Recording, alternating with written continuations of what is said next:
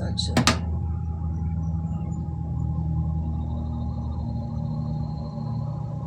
Ah!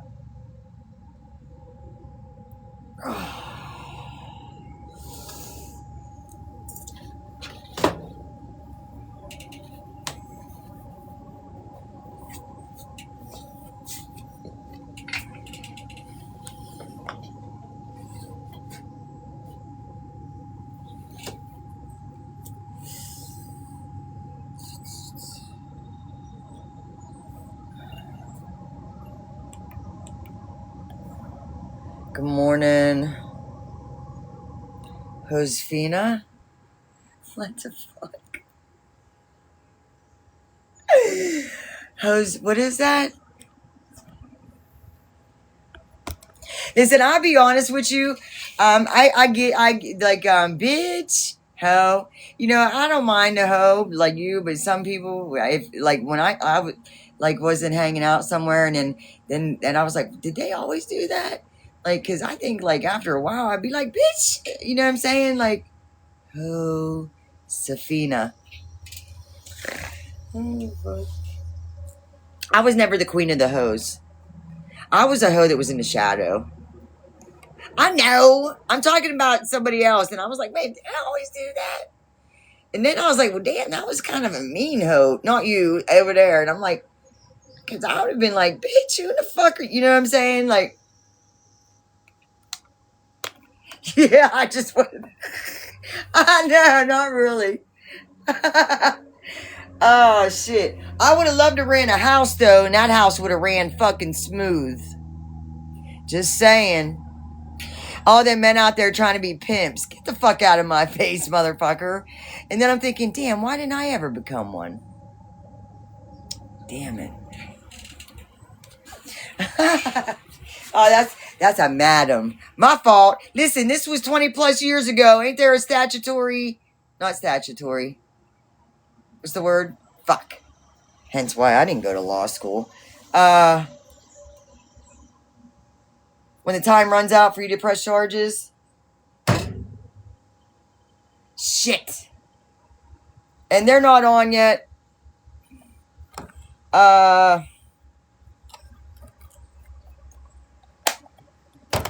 Man, I can't think. Statute of limitations. Thank you. Thank you. That's up on that shit, okay? At least it fucking better be. At least that fucking better be.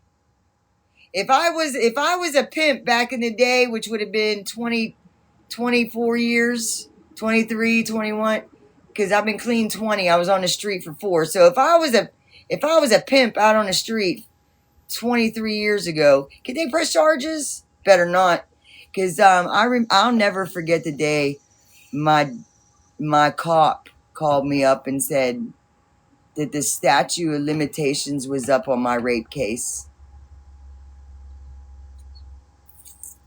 I'll never forget that day. And I was like, huh? I didn't know that there was a thing for that. I didn't know there was a thing for that. And why is that even still a thing? Because DNA could catch somebody fucking 15 years later. So you're telling me 2 years and more years and I could have done something? I wasn't trying to proceed anyways. So we was going to be dropping it because I couldn't pull him out of the lineup. And I refused to send an innocent man to prison. That man was not going to prison for me.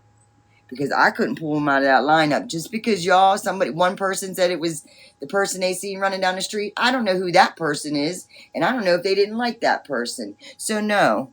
And I dropped it. God's will was done. But anywho. Today, it's good morning, good morning, good morning. Good morning, Coop. Good morning, Classy. Who else is here? Good morning. I don't acknowledge everybody that walks through my door. Just saying. Sometimes I don't acknowledge people to see if they'll say hi. Just, sometimes like yours, I don't know. I guess there ain't no fucking rules on TikTok. Fuck. We've learned that out the hard fucking way. I'm be learning shit new every fucking day. Good morning. We are covering the case this morning, but they are not on yet. So we're just slapping our lips for a little bit because it's dead air. Here, let's turn some music on. I don't want to color. Do not color. Don't color. I'm not going to color, but we are going to listen. Yeah, I mean, I'm not going to sit and make nothing up. I guess I am on this case right now. Like, I'm making up a whole theory of how I think what happened.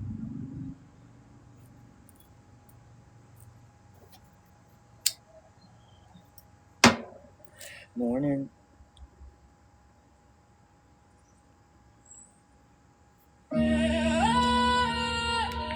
Such a beautiful morning. Yeah. Ooh, look how big the soy is. I'm gonna see the soy. It ain't the enemy in front of you that gets you. It's the hand that breaks bread with you. Keep your eyes open. Even Jesus had Judas. So what makes you think you won't? Don't that kind of look like an ape? Yeah. His arms, his head. Ride through the valley, still on my side. Got a Bible in my jacket, devil in my ride. Every crew got a snake, every gang got a ghost. And the one that cuts deep is the one you trust most. They smile in the light, but they glide in the dark. Play brother to the play, sinks deep in your heart. Yeah, they toast your wins, but they crave you for. And you won't hear them hiss till you back to the wall. There's a Judas in the camp, and he's wearing your flag. Might bleed like us, but his soul still drags. We don't know who, or the win or the high, but I fear no blade. When I'm right with God now, let him come, let him scheme, let him lie, let him not. They can take my breath, they can touch my God.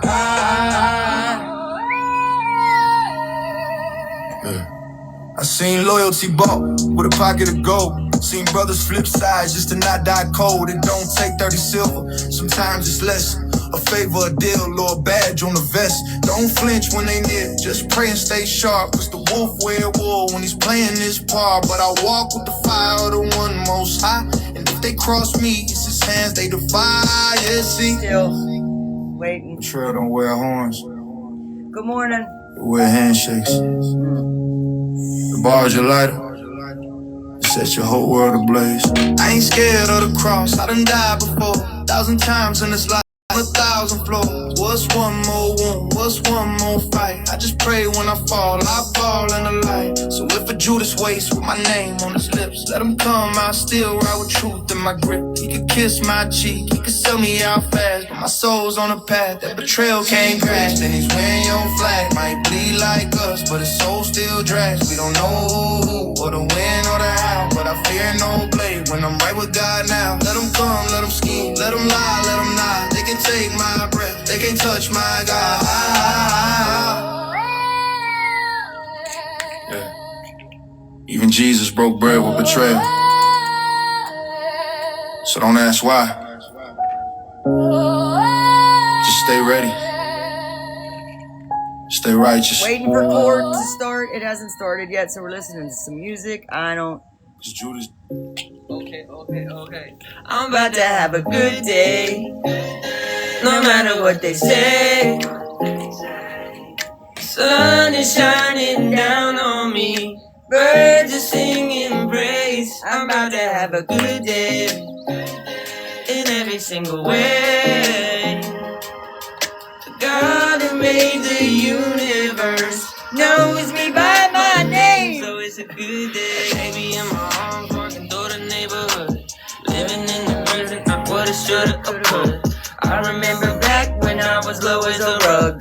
Now I'm standing up, look at what my father done. Turning all things blue, gray skies blue. Hear the church say, you won't he do it. I know he's got my back. That's why I'm singing that. I'm about to have a good day. No matter what they say. Sun is shining down on me. Birds are singing praise. I'm about to have a good day. In every single way.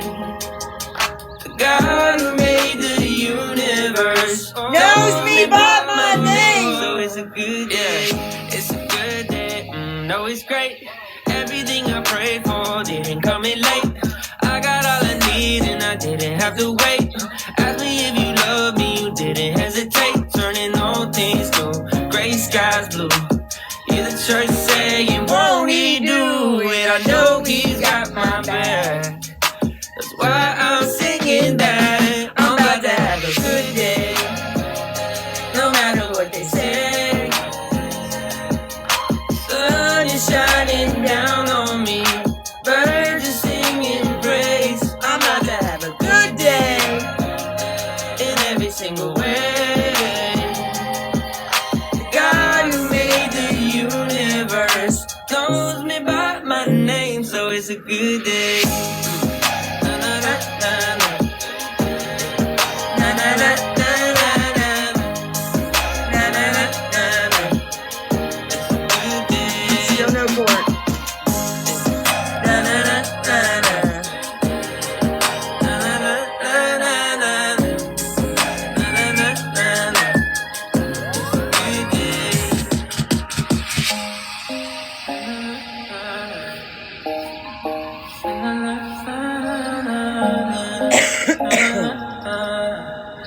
It's a good day. I've got so much to be thankful for. Hey. I got a roof and a bed, a couple groceries to stay fed. I've got a phone and clean water, and some shoes when I wanna go farther. Today I've got so much to be thankful for. I woke up this morning thinking, thank you, Lord, giving me everything I could ever need and more. I've got so much to be thankful for. Hey, I have lights and a fan, a couple people who know who I am. I have a car and clean clothes, pots and pans I can cook on a stove.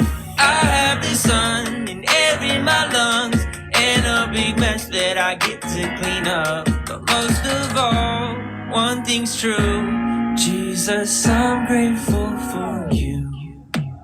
Today I've got so much to be thankful for. I woke up this morning thinking, thank you, Lord, giving me everything I could ever need and more. I've got so much to be thankful for. Maya. One more time. Today I've got so much to be thankful for. I woke up this morning thinking, thank you, Lord, giving me everything I could ever need and more. I've got so much to be thankful for. Maya, come. I've got so much to be thankful for. Just swallow it whole like you do at any other time. Let's not play around. What is this one? Ah, this is a good one too. I ain't heard this one in a while.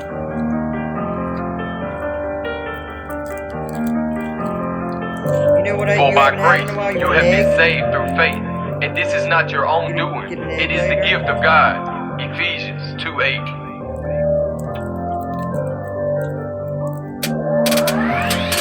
He split the sea for Moses, he did the same for me. He healed the lame to walk, he caused the blind to see. He was crucified with thieves, paid the price for you and me. Through my faith, I've been saved by his grace, yeah. He uplifted Joseph, he uplifted me. He broke every chain, my God did set me free. When I got lost, he found me, he left 99 for me. Through my faith, I've been saved by his grace, yeah. All the Chris, glory thank you goes for to the Father tapping. for using me. My God's alive. Thank you for tapping. Everybody, thank you for tapping. Thank you for your hard-ons.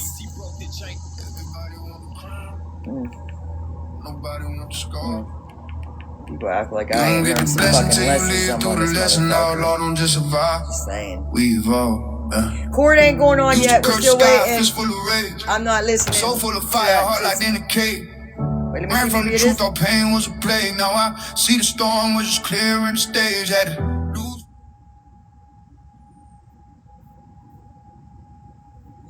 No, live. Are we live? Yeah, we're live. Let me double check. Shit. I'd be like, we was on pause, but on pause.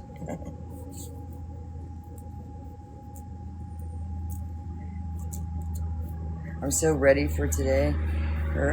Listen, some people think that, listen, and everybody's going to have their conspiracy theories while they're watching this. And that's why I'm kind of grateful for my two friends on here because, you know, they say stuff like, is there proof that he perjurized himself on a stand? I hope eventually there is. Shit. I hope I am wrong, man. Like, cause, oh fuck. But if homeboy's reading this shit, he ain't happy right now. Especially if he had nothing to do with nothing. I mean, he didn't really do a whole much though for her. I'm a little disappointed in the mom yesterday. Yeah, a little disappointed. And then to find out prosecution did their job yesterday, that's for sure. Who's that? Bones, the master enforcer. We're still not in court though.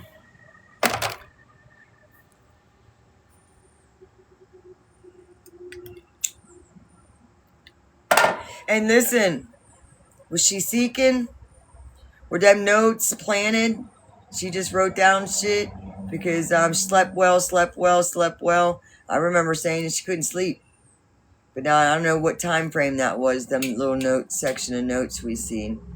When you see it in the entirety, then it tells a different story. One little section out of it don't.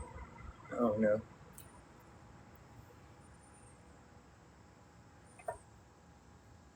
Now they're spamming the chat. Alright, where are we gonna watch this from? Here, maybe. I don't know. Let's set up over there though. Yeah, let's set up over there. I don't feel like sitting here. Alright, we're gonna move the seat. Trial ain't started yet.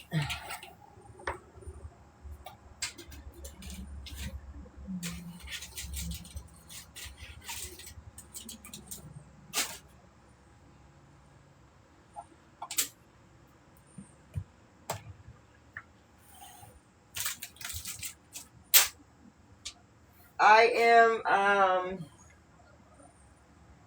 officially convinced that they don't sell Orbeez no more.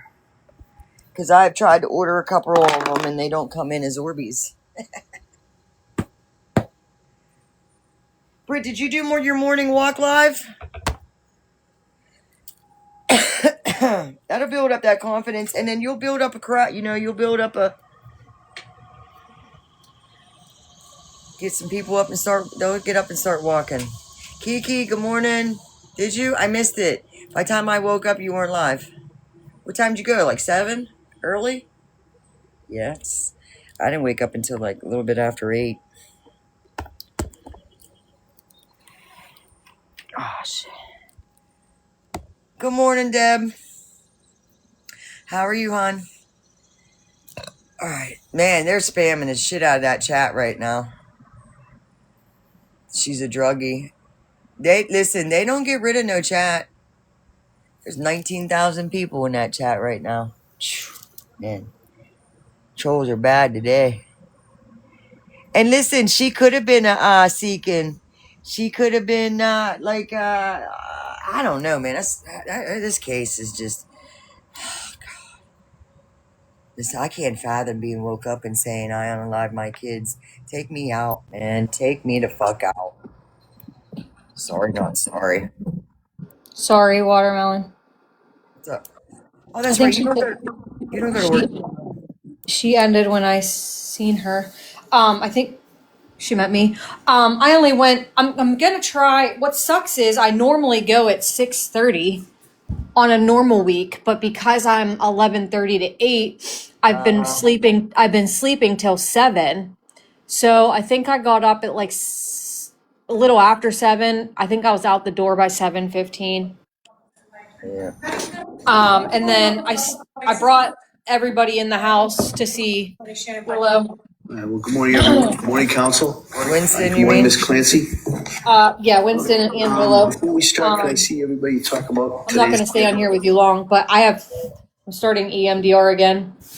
Are you? Yeah, Classy came up for a second, and Ling Ling, well, Bees Troll, Yeah. Bees, they had me fucked up this morning because I saw Bees Troll in there, and then I saw Bees, and then I thought Bees changed his profile picture to Ling Ling's. I was just reading it all wrong. That's the only I tell them apart. And that and the last word's troll. No. I know. I was fucked up, and I was also walking, so I couldn't really tell. But yeah. There ain't nothing wrong with going super early. You'll get a different crowd and meet a couple new people. And when the days, the weeks, how often are you on this shift? Every 9 weeks? You said. Yeah. So, I mean, every 9 weeks, you're saying, "Hey, I'm going to be a little later next week." It gets you on a consistency and gets you out of the Yeah. It's just what's hard is when she goes to the bathroom, I gotta put them in my pocket to pick up the turd. Well, you hit pause. You can't hit pause. I don't know. I didn't even know. I didn't even know how to turn the screen, Mom. You don't know all that stuff now? Not when I go live. I haven't messed with it to turn my camera, my way. It's easy. What? Everything's What else did? What? No, it wasn't. Nothing was anywhere that I thought it would be. Okay. Listen, you run through that car and you can't listen, do yourself a favor. After you pop out of here, go onto your go hit the little plus sign, slide over to live and scroll up part way and hit practice live. Yeah.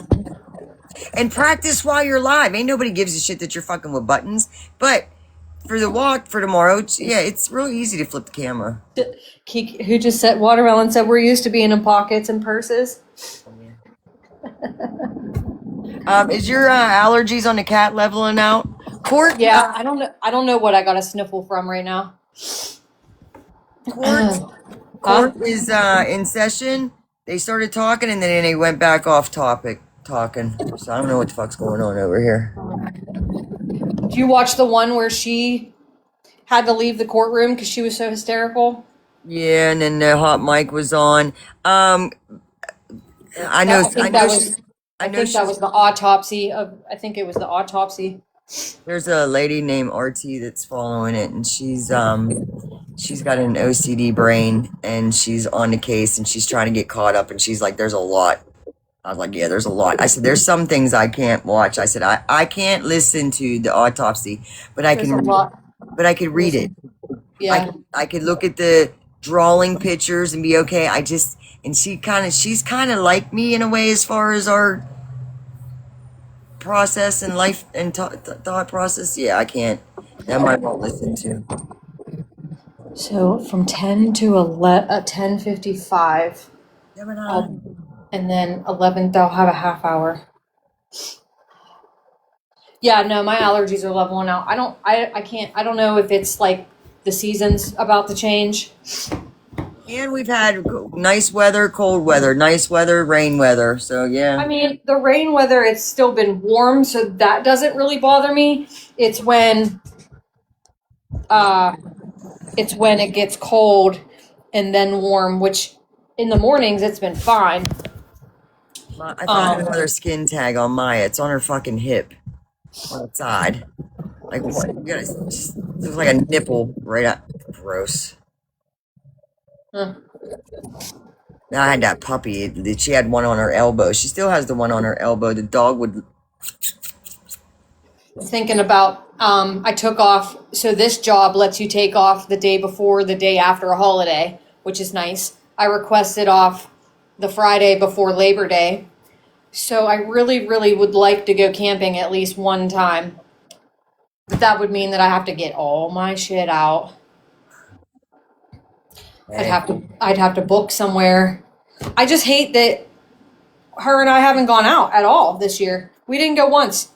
It's all right. I mean, started a new It's a lot. job. I and know, but it's a lot. It's a lot of work. Now My you got tents. now I you got need. the cat. Cat, I you're need gonna go. to. I need to open my tents. They've been on the front porch. I need to open them up in the backyard and hose them off. Now you got the cat. I mean, the cats are easy to leave. I mean, my neighbor could come in. You know what I mean? Like Nikki, she would be more than happy to So you come gave, in and is that her name next door, the young one? yeah, Nikki. So you gave her my number. Yeah, I gave her your contact and your address, and then I told her. You probably don't want to. Once you Googled She it, said I'll call. She said I'll call or text her. She's always busy, so yeah, she didn't have a like stock. when I send her a text message, she'll get back to me like 4 hours later. Shit, I'll offer this other pond line, or maybe she'll want to put a little pond out in her yard. Think she would put a pond back No, I there? don't think she's gonna do all that. Where's she gonna put? Where would she put one, Mom? I mean, it's there. She probably hit a lot of roots and shit, but she could put one anywhere. She could put it right off with a concrete pad over by Anthony's fence. She could put one anywhere, and it ain't got to be as big as mine. She ain't gonna do that. Just saying. If she was, she would have done it already. All the work that she's put in over there. Here's me. Where's Ben coming? You'd have to ask Ben. I don't know. He's always busy. The fuck. They need to make a weekend. I was messaging him last night. I said, oh, this fucking cat, I'm about to scream. He gets in bed and he starts freaking cleaning himself. And I send him a video of the cat sleeping all peacefully. And then 2 minutes later, I send him a video of the cat grooming himself, cleaning himself. And he sends me one back of his cat in bed cleaning herself. He said, that's what cats do. I said, I'm going to fucking scream, dude. It had my anxiety so high. He said, he just wouldn't stop licking. He's cleaning everything. Hey, that's good though. I know. I was like, wow, I love that you're cleaning yourself, but get the fuck off my bed. I was literally, my skin was like, I literally wanted. So for the record, how long did he clean himself? Did he eventually stop and get rested? Because I seen a video of him like stretched out. That was before he slept and stretched out, and then he woke up and became freaking. Why was he muted? Different. Huh? Why did you do that? Who? I don't know. What are you talking about? Down in the chat. Oh. What the fuck? Yeah, he was I was sleeping. like, we're doing that stuff now? Like what? I don't know. I didn't know what was going on. Yeah, he was sleeping and then he woke up and started fucking with Willow. Willow's trying to crawl into my butthole to get away from him. There's Robert's like, damn, that classy really is a bitch.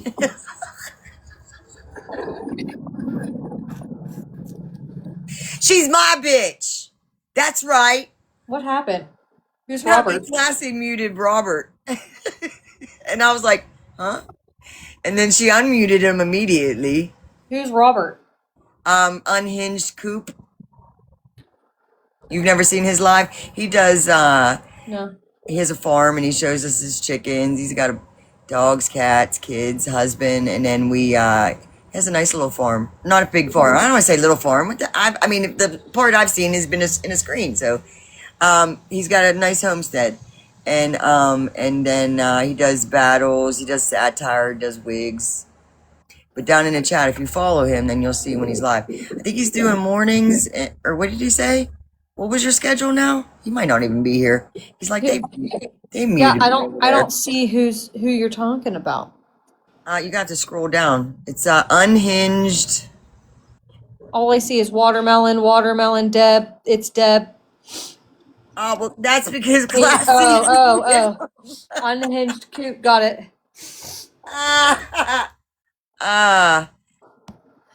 He's on sometimes late. I don't catch late lives. I don't. Shit. Ready for the jury? Yes. Oh shit. Yes. All right. You I'll did. He's gonna be like, damn, she is a bitch. I'll hop down. You ain't gotta hop down. You just gotta be muted. No, I'm gonna hop down. I gotta get ready for therapy, and I'm doing laundry. Oh, yeah. Love you. Bye. I might be in the comments. I don't know. He's had this stuff that's sat on. They must lock up the courtroom because they're leaving all the evidence and everything there. But he's had this stuff on their table for a hot minute now.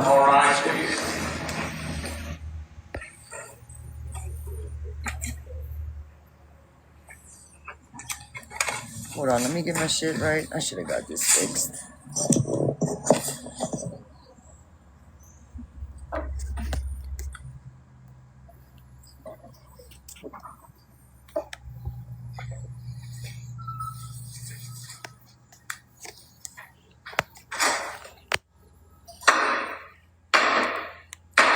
Hey, all persons having anything to do before the Honorable William Sullivan. Justice. Yeah, they're spamming the shit out of the chat now, by the way. Where's my pen? Let me know if this is too low, too loud. I will be periodically leaving and going checking on the house and fam. So. Ms. Clancy is present. She is represented by Attorney Frank Knighton. And the Commonwealth is represented by Assistant District Attorney Justice Craig and Assistant District. I wanted to tune in, so I figured we'd tune in. Thank you, Madam Clerk. Well, good morning, everyone. All right. Nice to see everyone. You know, I'm going to ask you those questions, and we'll talk a little bit about today's schedule. So first question is, any member of the jury read, seen, heard, or overheard anything from any source about any aspect of this case that would affect your ability to be fair and impartial as a juror? Next question. Is there any other serious matter or concern bearing on your service as a juror in this case that anybody needs to bring to my attention? All right, again, thank you for following those instructions. And what I wanted to, we'll talk a little bit about today's schedule. We're at the point in the trial where I think, as you saw a little bit yesterday, there's kind of some stop and starts that go through. And I think we're going to have a similar day today.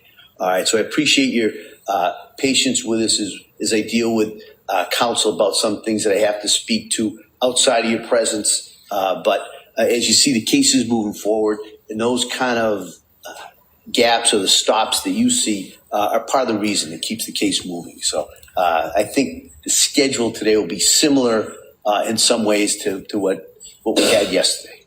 All right. And so with that, we're going to now return to the defendant who's presenting her case at this time. Attorney Reddington. Thank you.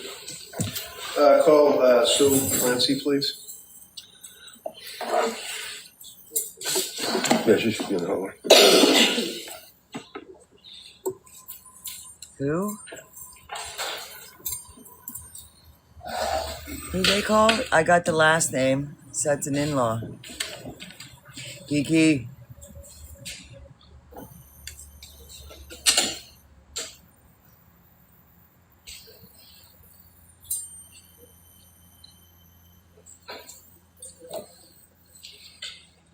The parents aren't there today? Congrats, Patrick. You are a millionaire now.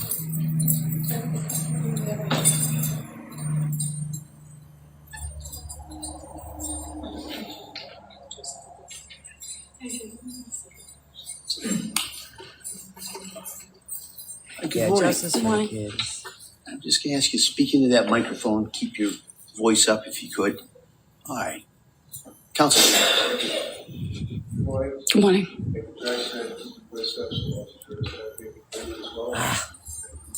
And just tell us your name and spell it, please. Susan Clancy, SUSAN Why is he standing right CLANCY. there? what time do you live? Situate. And you're married to Chris Prince. Yes, And both you and Chris are mother and father of Teck. correct. And I'm with him, Lindsay. Yes. Tell us what your relationship was with Lindsay, how you knew her, and things like that. Yeah, Lindsay married my son Patrick, and we had a very good relationship. And did you have occasion to go to their home? Yes. In Weymouth? Yes, I did. And then in Duxbury as well? Correct. And obviously, you and your husband were the grandparents of the 3 little kids. Yes. And how was your relationship with the babies? Beautiful. And tell us how frequently, to your memory, you were able to visit with your son, Lindsay, and of course your grandchildren. At least a couple times a month we would see them. What's that noise? At some point, oh, by the way, what do you do for work? RN. I'm sorry, an RN? An RN. And what type of, any focus? I worked in the labor and delivery room for about 38 years. 38 years in labor and delivery? Correct. Helping women that were having babies. And correct. Obviously, you kept up with the studies and continuing education and things? Yes, I did. To that extent, in your capacity as an RN with 38, well, back then it would have been 35 years of experience, I think. Yes. Fair to say that you, as I said, you would keep up with all of recent developments in postpartum psychosis, postpartum depression, all of that. Somewhat. No, but I it's just live. was in the delivery room itself. So were you aware of the various physicians that were in the forefront, if you will, of postpartum Trigger warning, studies too. as it relates to medicine? Yes. Would one of the people that you If we go down, we're were going on in the interested main. be a person by the name I of did Dr. get a violation, Meg but we'll Spinelli? see what happens. Yes. Can you tell us who Meg Spinelli is? I don't really know Meg Spinelli well. We've spoken a couple of times. I believe she specializes in postpartum mental health. And have you met with her before? Not in person. Okay. Did you at some point ask Dr. Spinelli to help out at your hospital, and I guess they call it a rounds lecture? I asked her to bring on her experience and education in that area and share it with my colleagues. Did she do that? She did. Because And he is, as time went by, dealing there was a with GoFundMe, and your he job, your family, currently has a your son, lawsuit against the daughter-in-law, doctors grandchildren. on behalf of his Did you children. notice in 2022, Yeah, after the ex-husband. Callan was born, He's remarried and has a new change in family. the personality, if you will, of Lindsay? Several months after that, I did. Would that be sometime in the fall? Yes. And can you tell the jurors, being as close as you were with the family, well, let me back up. As a mother-in-law, did you have any observation to observe Lindsay with her kids? Yes. Can you tell the jurors about how you saw her acting with her children as a mother? She was very nurturing, very loving. She was a wonderful mother. Wonderful. Did you ever see her treat her middle son, Dawson, bad because you didn't like him? No. Did she love Dawson, in your opinion? She loved her children, all of them, very, very much. And during that period of time, let's say November of 2022, what did you observe about Lindsay? She reached out to me in November and told me that she felt unwell. Did she describe any symptoms for you? She did. Tell the jurors what she said. She felt, mostly she had insomnia. She was losing her appetite. She was very anxious and sad. Did she tell you that she was seeing doctors? Yes. And at some point, did you recommend, did she come to you and ask you for help regarding seeing a doctor? Yes, she asked for my support. And you obviously gave it to her? Yes. And what did you do to make any recommendations for her? I reached out to my colleagues who were running a clinic for women that were struggling postpartum. She knew the clinic? Yes, correct. And at some point, as a result of your intervention, was the one that kicked her out? nurse practitioner, Julie Nuh-uh. Hall, Shut up, Tekla. agreeing to step in and help out. Yes, Did Lindsay see Julie? I believe she did. And you really pretty much were out of the mix at that point. You basically made the No, that was connection, another one. knew that she was gone there, right? Correct. Did you find that Lindsay was interested at all times in trying to get better and see doctors? Very much so. Did you I got one find question. at all, do you have an opinion with your observations of Lindsay as to whether or not she was offered help and just if it was spurn that it, clinic. not see doctors and not Dog. have She was treatment? begging for help. And during that period of time, you were there for her by text and by telephone and in person. Correct. Now, during that time that you were, let's say November and into December, the holiday season, do you recall the holidays for 2022? Yes. Tell us, was that a fun time for the Clancy's? Lindsay was struggling. We were all very concerned. You knew in January, New Year's, actually, that she ended up going Yes. to the hospital. She sounded more Yes. concerned in the room, Mom. She eventually Sorry. got out of the clinic hospital. In Yes. bio, Mom. In my opinion. Fair to say that you and Lindsay, as I said, communicated a lot by text messaging, right? Yes, correct. So I got one question. Did that girl tell you she was going to hurt her kids? That's all I really want to hear from this woman. Did Lindsay tell you that she felt like she wanted to hurt her kids? That's all I want to know from this one. I'm going to approach you with Seriously. extraction report. This is a Oh, yeah, I hear it report now. that is done by Jesus the God. officer of the state police, Mr. Whiffen, on what's called Celebrate, where they can go into, did they examine your phone? No. They examined Lindsay's phone and obtained texts. She got to buy her nose. seen I don't know what the texts? fuck. Shit. I think so. Okay, I'm going to approach you with the extraction. See, that's going to report. bother the fuck out of me. Get her off the stand. And just take a look. Well, the mom didn't. It's The mother on didn't. there, just for foundation purposes. Or if you it is, okay. And just quickly flip through and see if you recognize. So I told my those daughter, texts. you come to me with that. I'm sorry, I'm taking your kids. Have to look at all But of I didn't them. really want to tell her that because then I don't want her to be afraid to come to me. But that girl came to her, said that out loud one time. And felt like nothing but a monster and a devil saying it that time she said it. Sorry, not sorry, man. I want to cry right now. Jeez, God. They appear to be texts between you and Lindsay? Mm-hmm. Okay. Your Honor, I'm not going to go through each and every text. What I'm going to suggest is I would offer. Yeah, like, no, and listen, Any objection? not out of vindictiveness neither. I want to get my daughter All right, help. over the Carmel's objection, that may be admitted. And it's going to take longer than a couple weeks, man. She wasn't even in that one hospital 5 days and went out to a birthday party and then you sat home. Carmel? Shut up! Oh, I'm so pissed. I gotta walk away. I'll be right back. Dear Lord, I invite you into this case. God, I invite you into every aspect of this case. Everybody see the tree here? Good morning. Good morning. Go to the tree. Go up them go. So you indicated that you were a labor and delivery nurse for 38 years. Mm-hmm. And what hospital was that? South Shore Hospital. And early on in the defendant's career, did you work with her? Briefly. Okay. And she then went to Mass General, correct? Yeah, she was a student at the time. Okay. And you stated that you are aware of a doctor named Meg Spinelli, correct? Yes. Did you reach out to her in this case?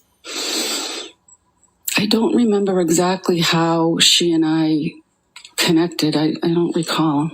Well, you indicated that you connected with her in a professional capacity to have her come to your hospital, right? Yes. But as far as her role in this case with the defendant, did you reach out to her for that? I don't think I did. I don't recall. Now, you said that you began to notice some issues in, defense counsel said October, November, but fair to say you weren't aware of what was going on until she texted you on November 16th when she was at the emergency room. Yes. And that was at South Shore Hospital? Yes. And you actually met her there at the emergency room? Yes. Was she by herself or with Patrick? She was by herself. Did you know how she got there? She drove. She drove herself to the hospital? Correct. And she was in the emergency room for a while, correct? I don't know how long, probably an hour, maybe 2 hours. Well, you went down when you knew she was there, sat with her for a little bit, went back upstairs to because you were working that day, right? Correct. I wasn't able to go down immediately. I had to wait about an hour and a half, and then I went down. Okay. And then you sat with her for a little bit, you went back up to work, right? Yes. And then you came back down at some point before she was discharged. Yes. Counsel, can I see it sidebar just very briefly?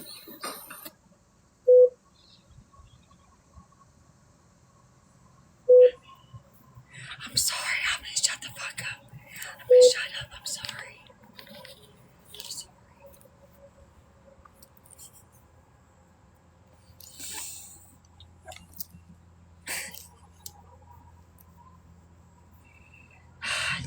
Yeah, that's who I'm mad for right now. Them 3 babies. I can talk during, I can't mute myself, then you won't hear it. If I mute myself, you won't hear the lie. Sidebar 998. Yeah, I'll talk during sidebar, okay? I did. I took notes so I could shut the fuck up during, because I just want to say stuff like while it's happening, because then I'll forget. So I got a pen and paper. Yes, right here. Sidebars will talk. I want to know who referred that that postpartum clinic that kicked her. Who referred her to there? It's right now. It's live. Right here goes. So, Mrs. Clancy, you came down to the emergency room and you sat with her for a while, correct? Yes. And did she tell you why she was there? Yes. And fair to say, she indicated to you that she was having trouble sleeping and she had some heart palpitations. Correct. And that's what brought her to the emergency room to get checked out. Yes. Did she tell you that she had consumed a weed gummy before going to the ER that day? She did not. Okay. And in your experience as a nurse, is that sometimes a reaction to THC or CBD or some sort of weed that somebody might have a faster heartbeat? I don't know. Now, when she was in the emergency room, she was seen by a doctor and provided some medication. Were you there when the doctor was there? Yes. And you're aware that the ER doctor, gave her some trazodone to help her sleep? Yes. Because that's what she was really concerned about, right? To sleep. Yes. And when she left the emergency room, did you call her an Uber or have Pat come and get her or call your husband to come get her? No. She left in her own car, right? Correct. And so fair to say, after that ER visit, you remained in pretty constant contact with her, at least via text message, yes. Right? And that you would check in with her pretty much daily. And that's all in these texts. Yes. Now, you were familiar with the perinatal behavioral health clinic because of your work at South Shore Hospital, yes. correct? Correct. And so the person actually that you connected with first was not Julie Paul, was it? No, it was one of the midwives that I was working with. And her name is Nanette? I think so. And so did she provide you with Julie Paul's contact information? She suggested Julie. Okay. And as a result of the suggestion, you reached out to Julie with Lindsay's permission, right? Yes. And you said that at that point you made the contact, knew she had spoken to Julie, and you kind of stepped back from the clinic. Mm-hmm. Yes.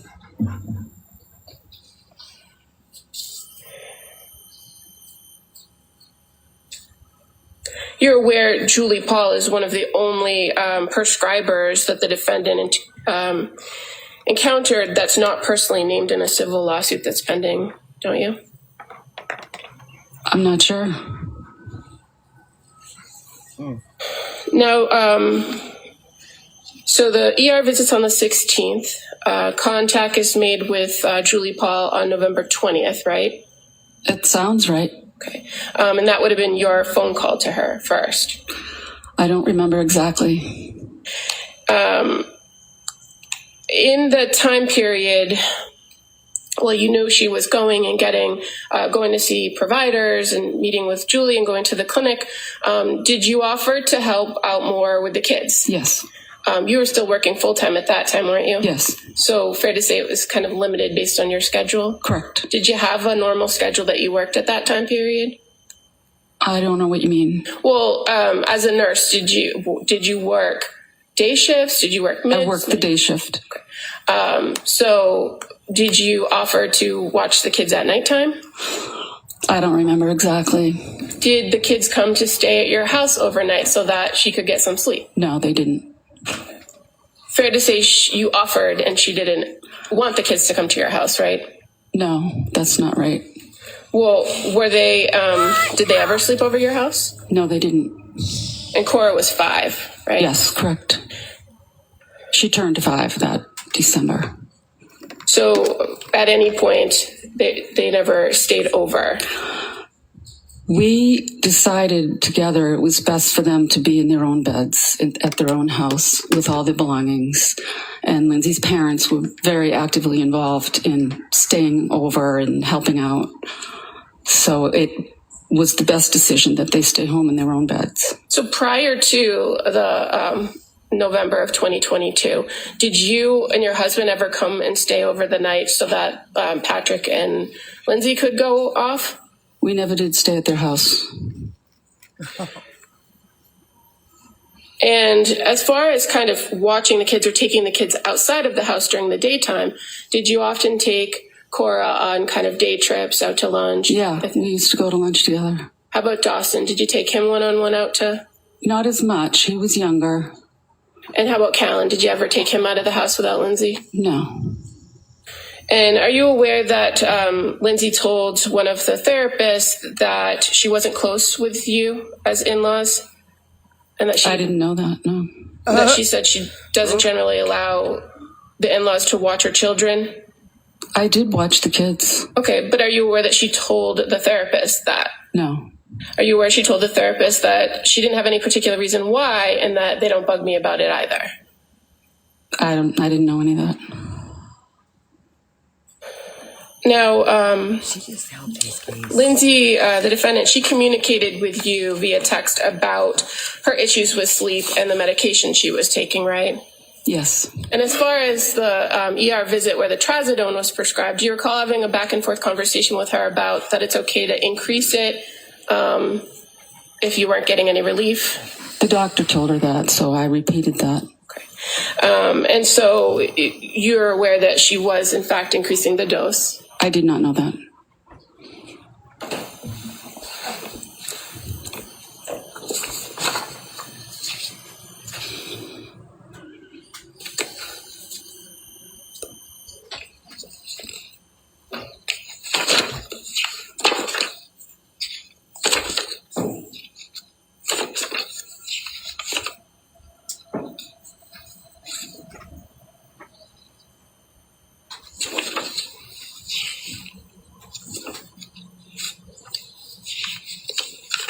Now,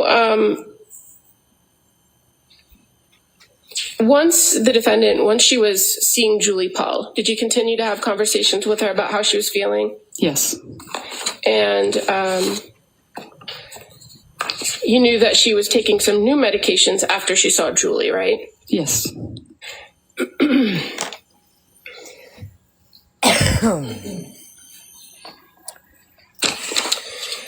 And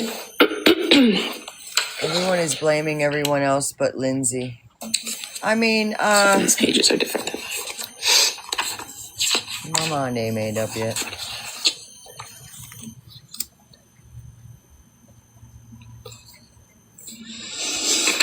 That woman just got up there and said they were close.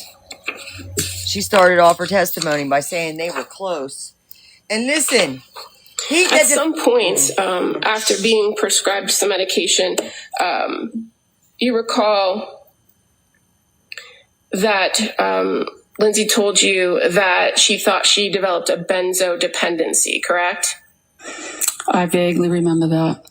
That'd be on November 29th, where she says, I just deep down inside of me feel that I've developed a benzo dependence after just 2 weeks of using it. And I feel like no one is hearing that and addressing it. And we keep throwing different meds in the mix that aren't really addressing the real issue. Do you recall that message? It sounds familiar. And she asks you, you respond, so hard, I don't know what to do. So should you not use it? And she responds, I guess not, but then I don't sleep, right? Do you recall that? I can't say for certain. It sounds right. Okay. I don't remember a lot of specifics.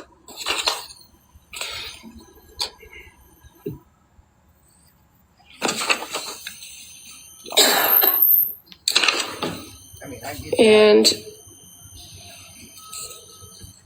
on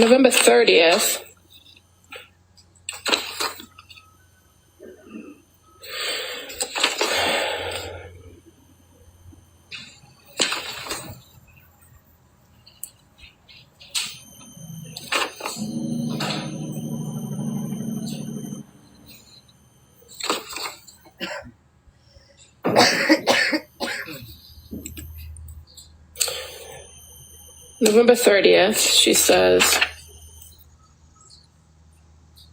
and I'm just gonna.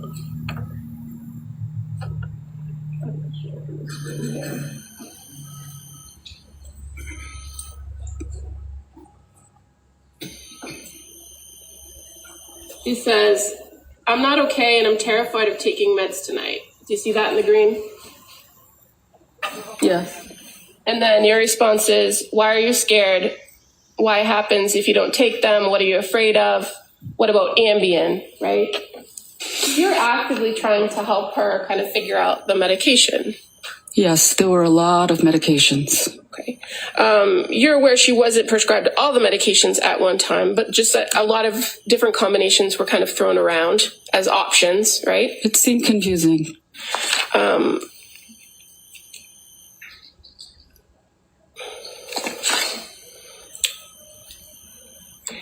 That she's very clear and she tells you which medications she's taking, right? Ativan and Remeron. Probably. Okay.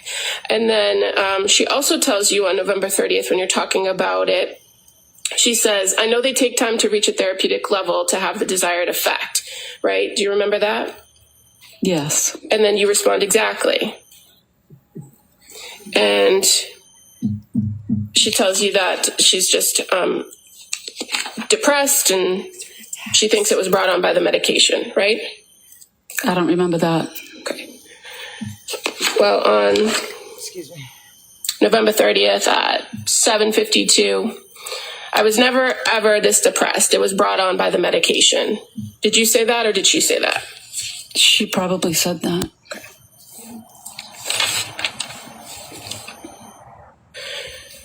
They weren't close, but she was confiding in that No, stuff? you were asked about the holidays and Thanksgiving. You remember Thanksgiving? Where did you guys go for Thanksgiving? To my daughter's house. And do you remember telling the grand jury that during Thanksgiving things were better? I don't recall. You don't want to perjure yourself. Shut up, Tekla. Shut up, we're listening. Well, do you remember her saying that she said things were better? Maya. Do you remember that? Vaguely. Okay. You were asked, what was Lindsay like during the big Thanksgiving gathering? What observations did you make? Answer, she smiled. The girls all had Thanksgiving t-shirts on that sort of matched. We took a picture. She mostly focused on the kids and interacting with the cousins and the aunts and uncles. At one point, she went off a little into the distance, and I approached and asked her how she was doing, and she said, I'm trying hard to get better. I'm still working at it. I asked about her sleep. I thought that was important, and also the fact that she lost some weight. She didn't have an appetite, and she said things were getting better. Okay.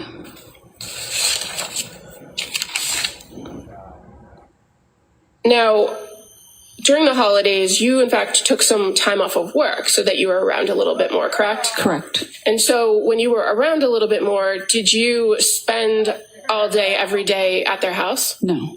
Fair to say you would come sometimes play with the kids, right? Yes. Do shopping for her. Correct. And then you actually went on vacation. Yes. You and your husband went to Aruba. Yes. How long were you in Aruba? 5 or 6 days, I think. And now moving towards Christmas, you had dinner with them at their house on the 23rd, right? I don't remember. Okay. Do you remember breakfast on Christmas Day? Yes. Was that at their house or someplace else? Their house. Okay. And then what did you guys do after breakfast? We went to church. And fair to say, you've previously testified that breakfast was great. Yes. And that church was beautiful. Yes. And in fact, the defendant, she told you that it was great and that she was glad she went to church that day on Christmas Day. Yes, she did. And then after that, you're aware they went down to Connecticut to see her family. Right. Now, are you an active member in the Catholic Church? Yes. Okay. So you're aware that murder is considered a mortal sin? Counsel, could I see you over here?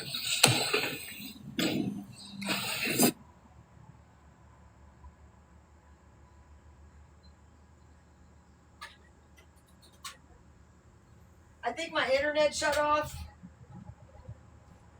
Hold on. Well, now I got data on this phone. What am I talking about? What? Oh, we on break?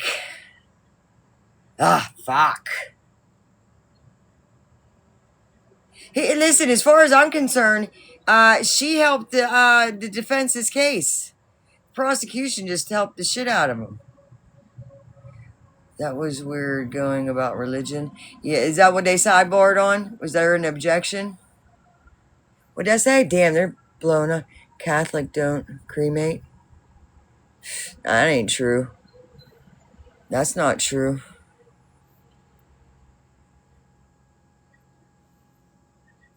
What did I miss? Let me go get my pen. Oh, you were asked about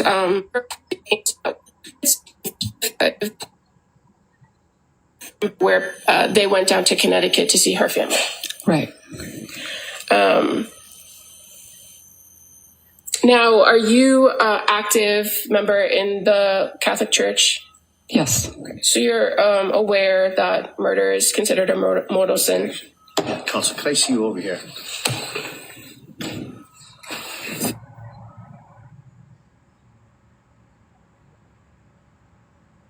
All right, we're live. All right, let me go find my pen. Somebody said something about losing pens, and guess what I just did? I can't find my fucking pen.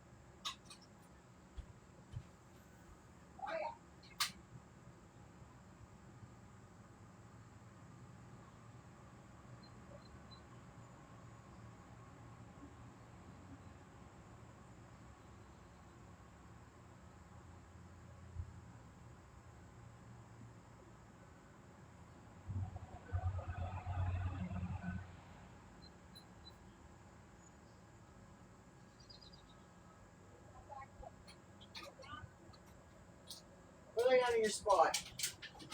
Go get your spot. All right. And what that means is you are not to consider it for any reason or any purpose. Okay? All Lay down. right. Counsel. So you were aware, Mrs. Clancy, about the stay at McLean Hospital from January 1st to January 5th, correct? Yes. And did you come to the house to help with the kids during that time period? Yes. And fair to say, when she came home on the 5th, there was a party for Cora on the 7th. Yes. Did you go to the birthday party? No. Were you at the house much between January 7th and January 24th? I don't remember. Do you recall previously reporting that you hadn't been at the house? I don't remember. Here. Spot. Lay down. Get in there. Come on. And during that time period, you never took the kids on a day trip or for a visit? I don't recall. And were you aware that between kids were too January little. 7th and January 24th, that Pat and Lindsay went to the Cape Codder with the kids. I'm aware of that. And that they went to the Museum of Science with the kids. Oh, my fault. Yes. And that Pat left Dawson and Callan home, or excuse me, left... Get it together. Yeah, Dawson and Callan home to go take Cora skiing. Were you aware of that? It sounds accurate to me. On the ski trip, did they ask you to come over and stay with Lindsay while she was with the other kids? I don't remember. Oh, my.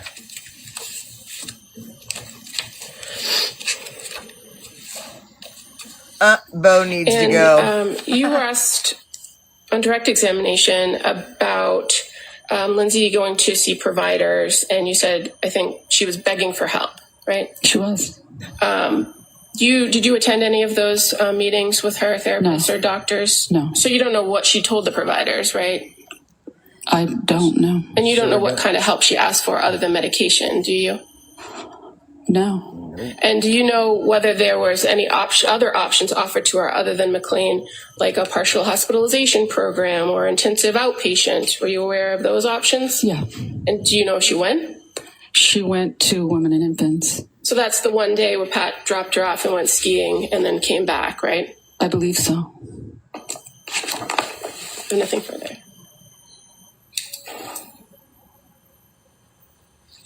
Redirect? He set that lady up. So she asked you about options that were available to Lindsay, correct? Yes. You mentioned one of them was that she could go to the Women and Infants program in Rhode Island that specializes in perinatal and postpartum, right? Yes. You know that she went there, right? Correct. You know she was turned away because she was over-medicated, right? Yes. You also know that they gave her numbers to call suicide hotlines, right? Yes. She called twice, not once, but twice, and again was turned away. Isn't that right? Yes. Oh, my God. Come on. On that.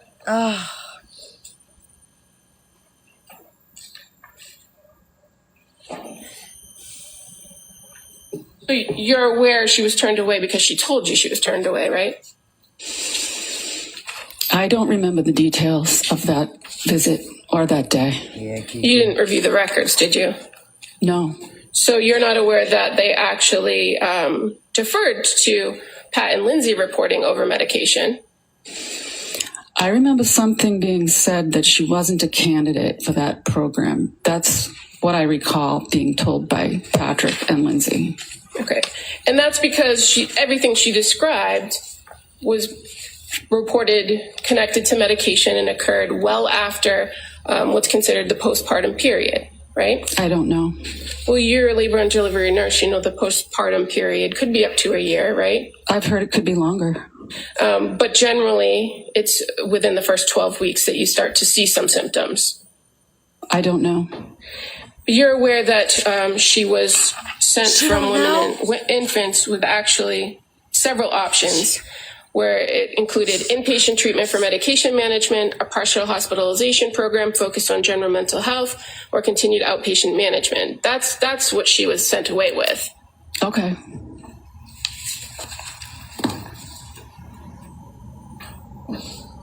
Nothing further.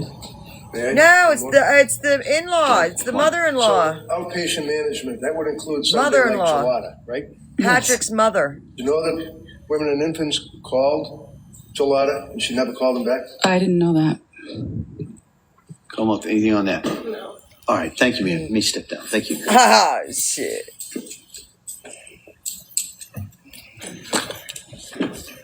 As far as this case goes and the charges that are at hand that she's facing, he's proven reasonable doubt and proven that this case should be dismissed. And they need to investigate it again. Just saying. All right. Well, And members of the jury, she did do it this in a is one of those psychosis. stops I told you about we're going to have kind of throughout today. So I'm going to ask Oh, you to go no. back to the jury. Yes, she's a nurse. She hopefully worked just in for a short the amount of birthing time, place. And we'll bring you right back in and we'll continue with the They're evidence. doing a recess. Who's that in it? See? Oh, mom and dad are in the courtroom. Okay. I just didn't see him over there. Look, mom and dad are there every day. That's, yeah, that's a little bit out of guilt. Listen, you don't want to think that. Why didn't that family get together and get everybody on the same page? She said she was going to hurt the kids. Oh my! There's an excellent deplorable And I was told one time that I was overly protective. Well, I'm glad I was. All right, Counsel. I know that the next witness is scheduled to be Dr. La Posada. Yes. And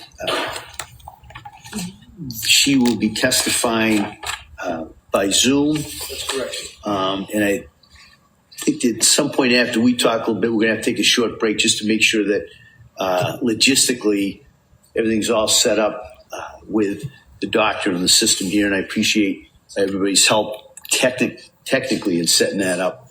And I know that the defendant has provided, I don't know, maybe 5 or 6 exhibits that counsel wanted to introduce through Dr. La Posada. And so I guess, Commonwealth, if you had an opportunity to take a look at these. Yes, and we are objecting to these items. Yeah. All right. And so why don't we discuss those here in open court and go through it. And so I've had the opportunity, I saw these this morning as well.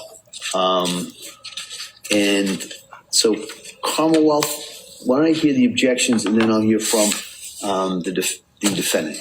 The main objection is that the drawing is inaccurate. The window well is in the wrong place, and where they have her falling and landing in slide 4 would be where the window well is actually placed in the photograph. I can pass up the photograph to the court.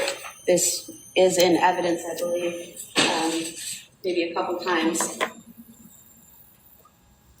But talks are discretionary, but what they should not do is mislead a jury and present information that's not accurate. And so the drawing itself is inaccurate. And so we're objecting to these slides. Is that the Commonwealth's objection, is that the window well is in the wrong place on the drawing? And putting aside the late disclosure and the fact that I don't know if anyone who created this is going to come in and testify that they created it and whether it's to scale or not, but the main objection is that it's inaccurate. I mean, it's inaccurate. Mr. Rankin? Thank you. Your Honor, obviously, the window well, you've got, this thing is ridiculous.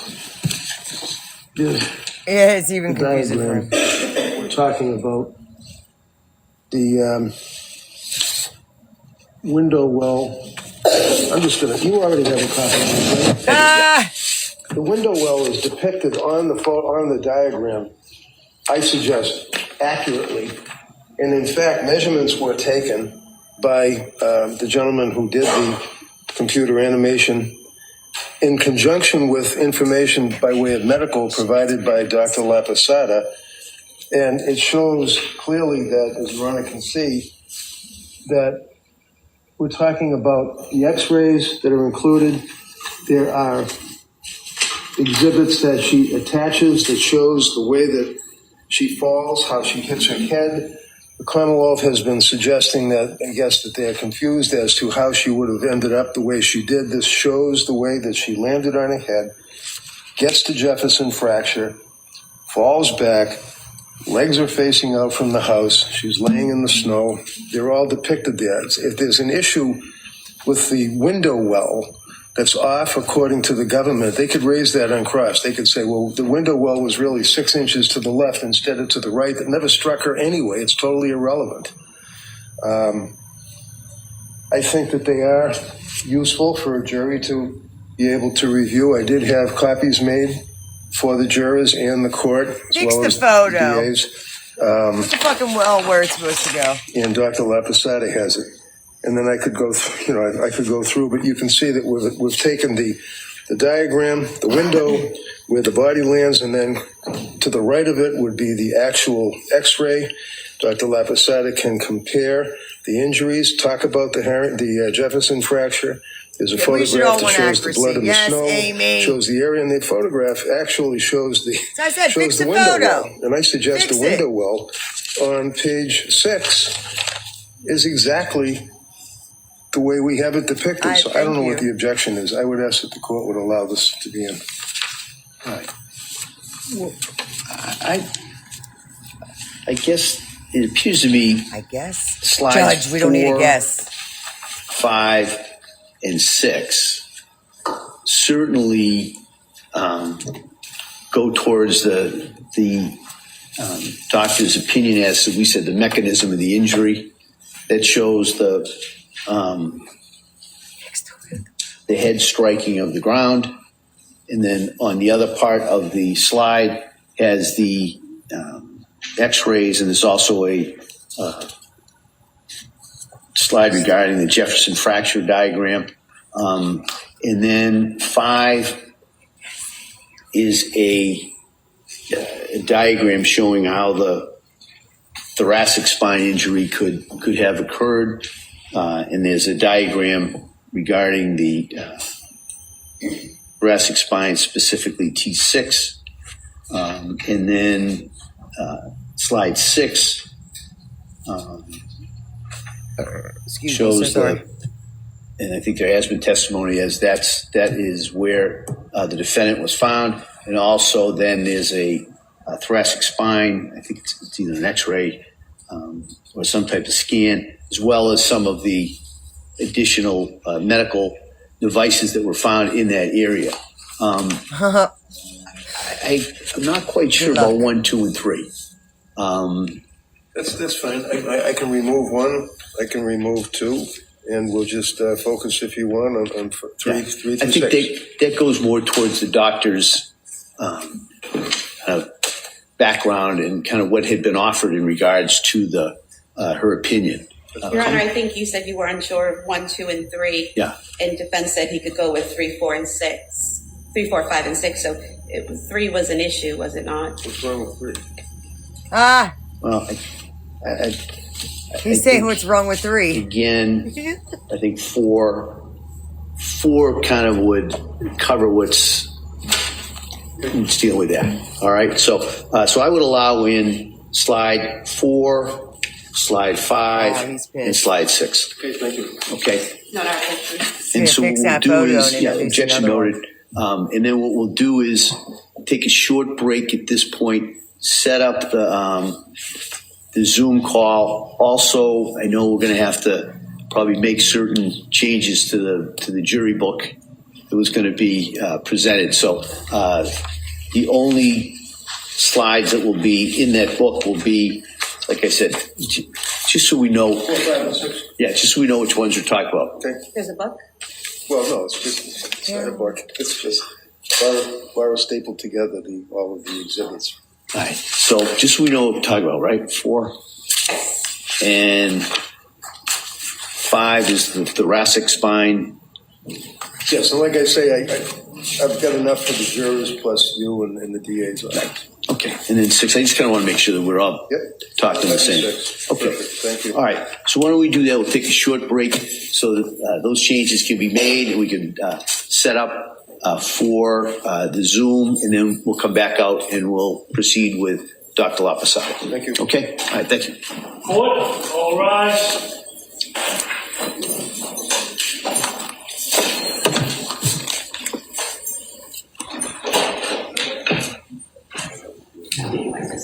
Hold on.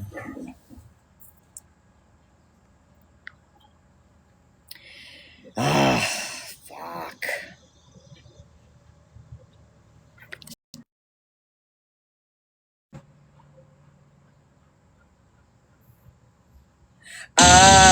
Short recess.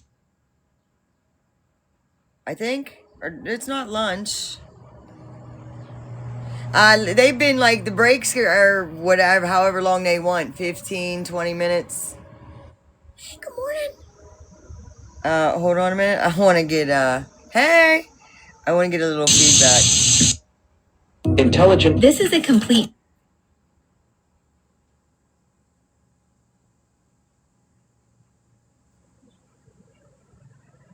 Tell you this was going to happen yesterday?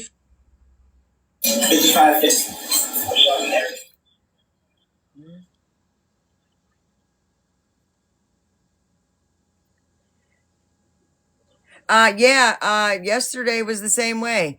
They did a testimony and boom, took a 15 minute break. That break took forever for them to come back.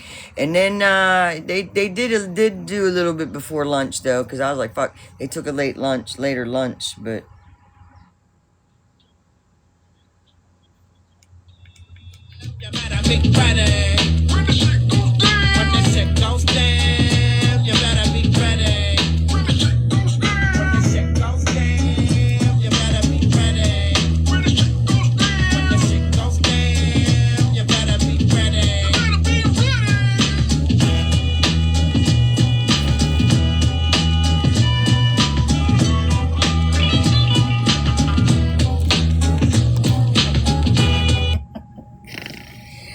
all right, hold on a minute.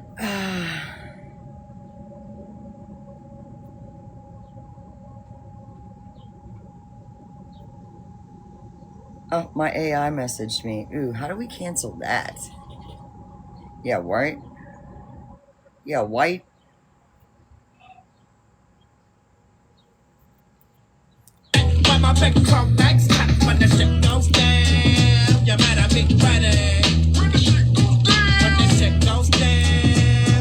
Look how they cut that shit.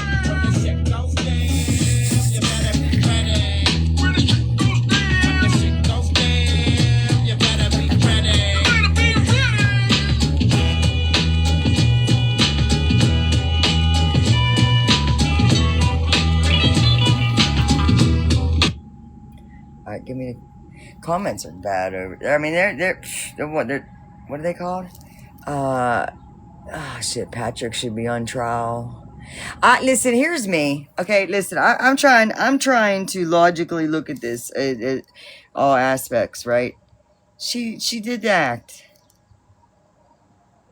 Did she do it, premeditative?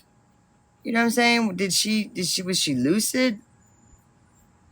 And you try, as a mother, you try to fathom that, and you can't, right? What mothers fathom, and men, they're like, what? You know what I mean? Like, but mothers are like, there's no possible way.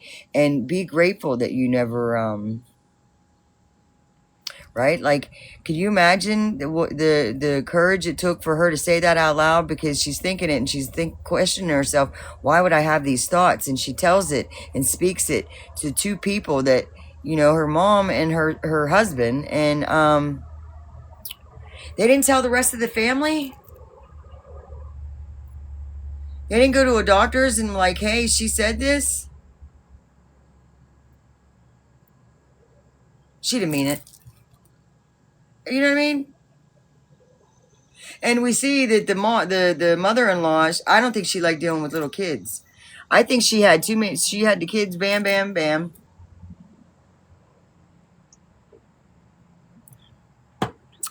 I don't know, man. Yeah. A helicopter out there. Good morning. How you doing, Wingding? Speaking of that, I need to take a ride to Boardman. I can't wait for school to start back up.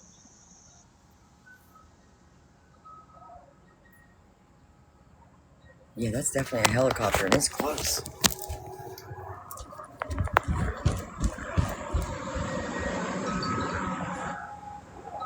Oh, there it is. It's a line helicopter. He's checking lines. They check lines, and they check gas lines. Like a helicopter follow the gas line path and make sure no structures are being built on top of them. if they see a structure from the sky, they radio it in, and a ground crew shows up and be like, what's this? Like when we was going to put the fence in, we had to do a one call. And they told us that we couldn't put posts in the ground out back. We couldn't put a structure up. So we didn't. Lineman, yeah.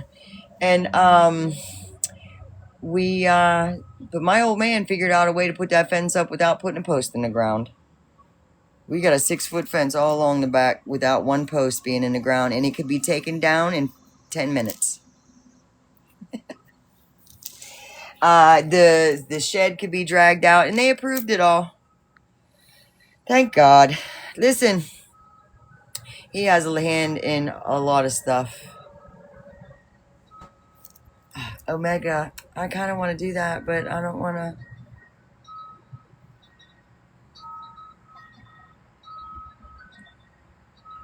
Commercial break. I was waiting for so long. Hello. Good morning. What one? Everyone told me to be strong. Everybody just tap the screen. We're taking a commercial break from court. Court hasn't resumed yet. When it does, go ahead back to it. This is just to release some good endorphins. Guys, good up. Let's stop chat.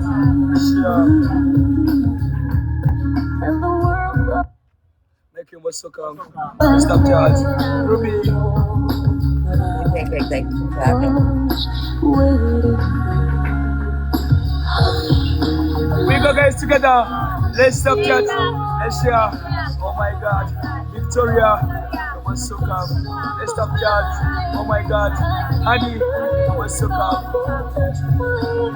Queen Kerry. Come on, so calm. Let's together. Let's stop chat. Demos. Come on, so calm. They got their notebooks out. Ace is on rest right now. We're just doing a little break. Let it shatter the walls forever. We go guys together. Luis, come on, so calm. Singers, long time. Oh my God. Irish, Gary Mama. Omega. You know I haven't seen in a while. Let's share. Oh my God. Real boys. Guys together. They're fun. I haven't seen them in a hot minute. Thinking of that.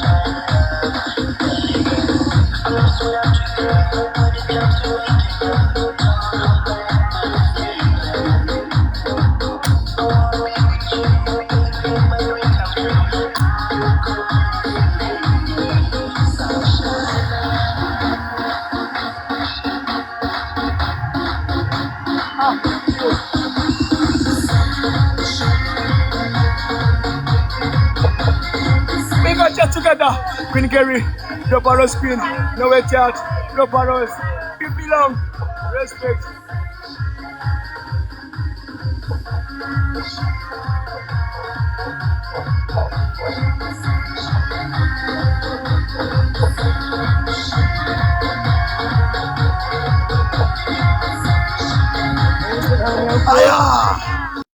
What was the oh no for? Oh, I seen the lineman, but then I didn't see the row before that. I'm sorry. Yeah, it's a dangerous job, man. I have a few friends that are linemen. My one buddy, he unalived on a motorcycle accident few years back. Camp friend. Live down at camp. Oh, excuse me. We had knock on wood. They're putting on big, huge power lines up, and I think a data center's going up, or at least trying to go up down here. But I'm starting to see signs no to data center, no to data center. But yeah. Hold on. Shit.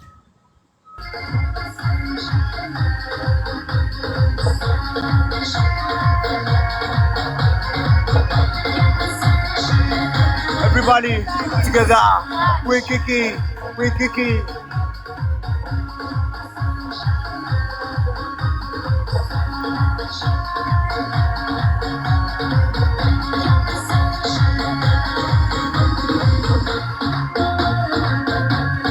We guys together. Happiness. Yes, happiness is featured. Alan, you must come. Let's stop chat. Queen Gary, you must come. Yeah! Katinti. You guys together. Queen Gary, you must come. Let's stop chat. Let's share. Together, guys. Oh my God. This night.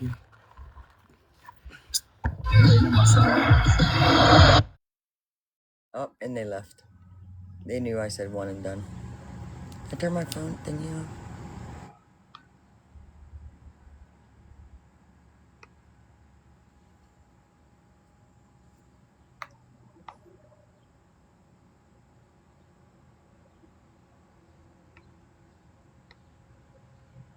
I can't wait.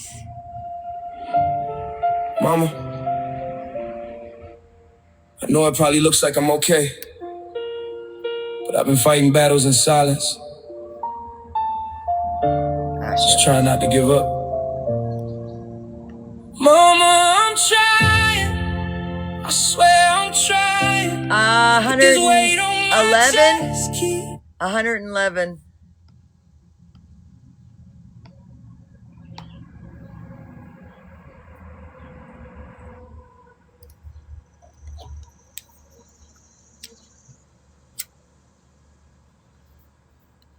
We haven't seen Tacky yet with the official minutes, days, or time, hours,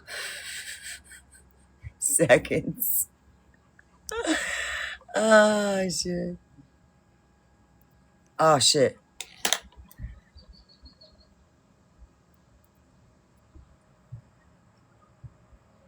Ace has such a heavy foot, man, I swear. I can count the steps that he just did from the kitchen to the living room. I swear.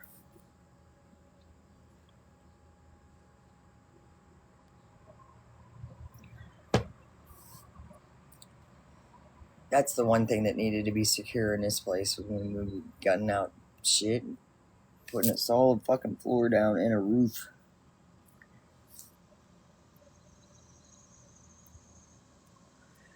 This isn't the one I think we was watching earlier though. Where'd my my dual camera ain't back up? It says it is. Oh, there it is. Oop, that's that one. Yeah, like what is that? You know what I'm grateful for though? That it doesn't use my couch as an easy pass. Swear. Because like when he would go to the back room, he would jump on the L part, jump. I mean, like he hopped from each fucking cushion on the fucking couch. Like I said, I ain't replacing the couch until he's done doing that. And yes. He not so much tumble, but like being in a trampoline park, running from one side of the trampoline to the other. Yeah, that's basically what everything in the house was for a long fucking time. And that's, pick my battles. Like, I don't... When you break the bed frame, it goes on the fucking floor. I don't know what to tell you.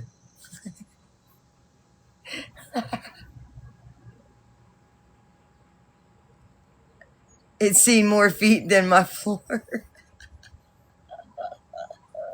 I know, that's right. I joke around with the bios that they owe me a couch. And they think I'm fucking around, man. I'm not. I found one too, by the way. Y'all split it and give me a couch. It's the one thing I asked for, man. I bought that couch like 2 months before I started babysitting the little girl I started to babysit for a friend of mine who took in her granddaughter. She's like, Teck, I can't quit my job. Do you know anybody to babysit? I said, well, I'll help you out until you find somebody. You know what I mean? Because I was up on a hill and I wasn't doing shit. And that 4 years fucking later. But where was I going with that?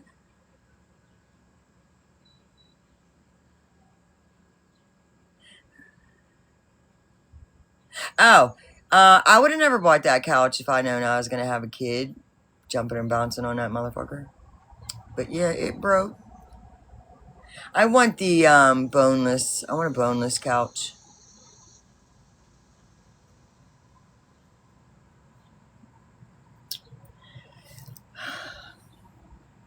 Hold on, I'll be right back. I gotta call my vet. She was just at the doctor's and now she's still having issues.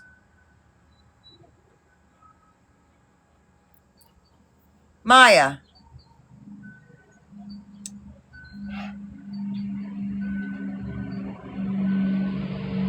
Ain't nothing changed but the grass.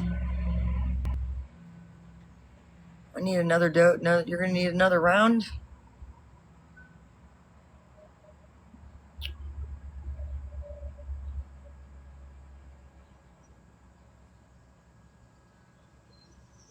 I would have rather kept the leather couch. Isn't it 111? 111 days? 111.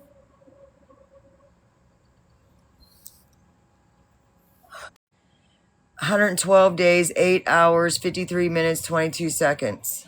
I don't know why I thought it was 111. Why am I thinking yesterday was 112? Hey.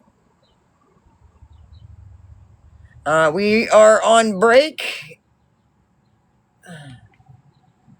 This is a recess, I believe, ain't it? Yes. No sidebar. So we heard from Jesus God, the mother-in-law.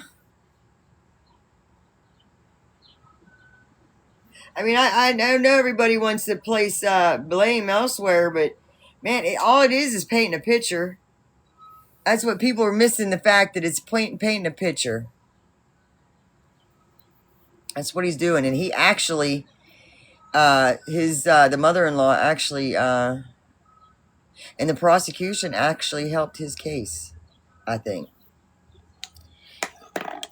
he's a good trial lawyer, that's for sure.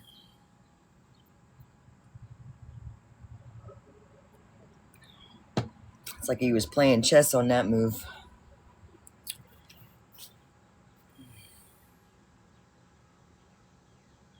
I want to go back to why she got kicked out of that clinic. I know there was some communication errors. She wasn't really communicating. Like with Clancy was telling her therapist that she wasn't close with her mother-in-law, but yet she shared stuff with her mother-in-law. Now, granted, they weren't close as she told her medical stuff, but she wasn't close as far as coming and getting the kids. You know what I mean? Like that.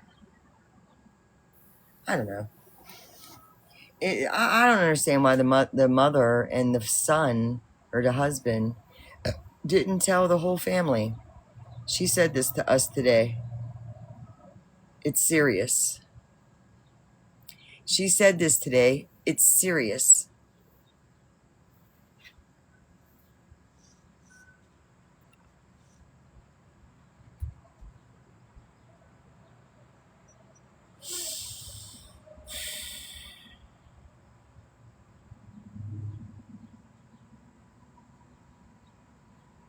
She said it. Well, she said it once, and I don't think she was able to say it again because she couldn't believe that she was saying it out loud.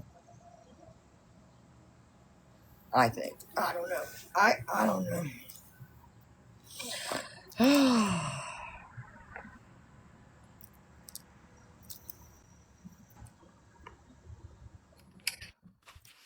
Hey. Hey. So I have a question. Mm-hmm. Okay. So yesterday like you're scrolling or whatever, and I found this person with their opinion, and I guess it has to do with the Apple Watch. Yeah. Did you guys? Okay, so I'm going to say what they say and just to let me know if I got it right. So they're saying that she wore, the Apple Watch during that evening of the 23rd. Uh-huh. Right. Is it or 24th? Anyways. And at some point, I guess prosecution side, expert side, whatever, they had established, or the coroner, I don't know, established a time of when Lindsay was in a coma, right? Okay. Okay. And then the Apple Watch then continues to move. I don't know about that. You know what? We're gonna wonder what day that was. We could go back and listen to that testimony. Here's my thing: why was it in the drawer? And was it on her? Was it on her when she was found? Right. So that's why I was coming up here to find out, because they were saying that after I didn't know of an established time of Lindsay being in a coma, right? Yeah, listen, what I heard was him saying that the data stopped at what time was it? 8 or maybe 5:30, 5:35, 5:45. I don't know. And they said they established that it either shut off, battery died. They never established. I never heard anything about it pinging her heart rate and her temperature. You know what I mean? Like the health part of it. It was Right, off. and it was Reddington that said he had gone to and it was the Australian, the guy, their expert, that guy.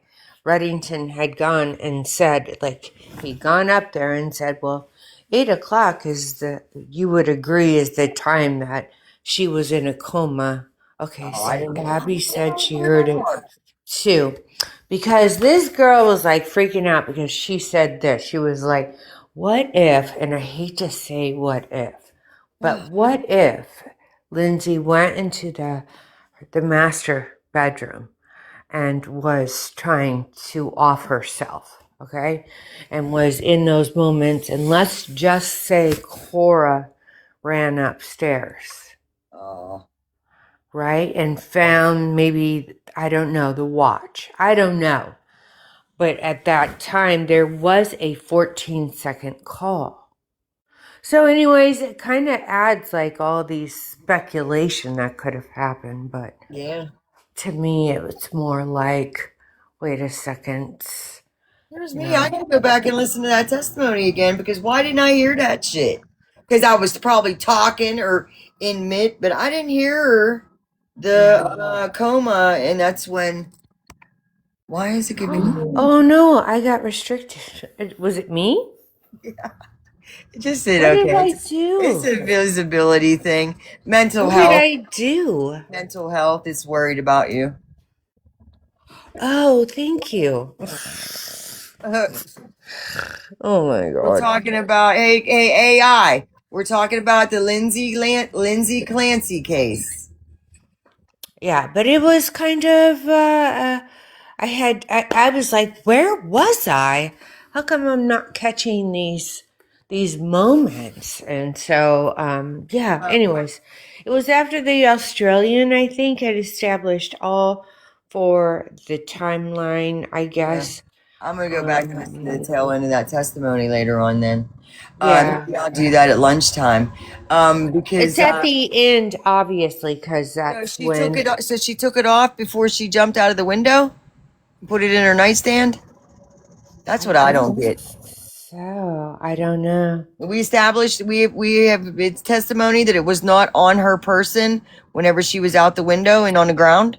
Right. So that I don't know if that would be established then. All I know that is what Reddington said on his cross-examination, right? So it would be in the latter part of it after everybody has established Lindsay's timeline based on the Apple Watch. Lunchtime, we're going back. We're gonna go back and listen to that. I don't know. I could be completely wrong and you're listen to somebody's TikTok and got like sucker. No. Sucker. Yeah. Maybe not. Yeah. So many suckers on this app. You never know. We lost 13. There was 13 days of prosecution testimony. We didn't watch it all. I didn't watch it all. You watched it all? Yeah. Have you watched it all? No. No, I have not. I can't. Honestly, I have been in this other girl's chat. She doesn't show the how do you say, the court? Yeah. And anything in that. You're just seeing her. You're hearing what's being. Yeah, that's because you get violated. Right. I had been in there and at a point when you were not screening it. So. I want to see the chat because the chat is that's the more gallery. Yeah, the peanut gallery, but they seem, a lot of them, right? Last night I found a live where they were like disputing, and so there were people for Lindsay and against Lindsay. Yeah, it was really funny.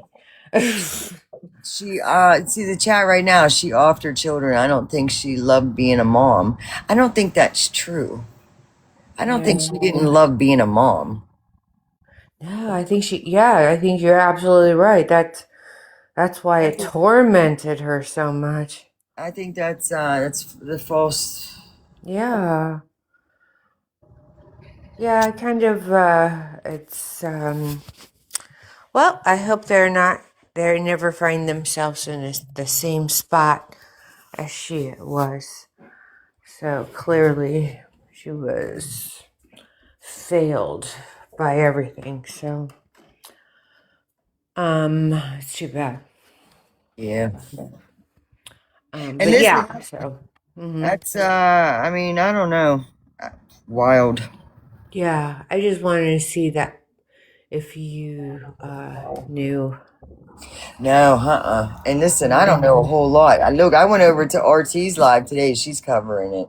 So I looked live to see what her tidbit is about this morning's court. But yeah, I just want to. I'm gonna go back and listen to that end part because I want to know because I know he went back and said so the last thing, and then he reiterated that, and the reasons for that not getting any more data from that is because of the reasons why it would be.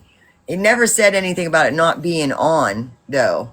I don't recall anything about and maybe I missed it. About it being on her or in him finding it in the drawer.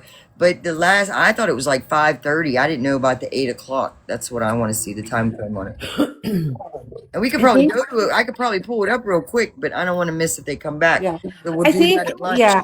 I think like just even listening to this polarizing debate that they had that I found myself stumbling in, and then like stumbled out, like got out of there quick because people talking over each other and stuff like that. But there are people that are like just firmly believing she did this, right? Just firmly believing, and then others, I guess their argument is, that she did not do it. And I think that that's what's bothering some people. Okay, did she or did she not? But it really doesn't matter. Well, I guess it does because she's there for first degree, right?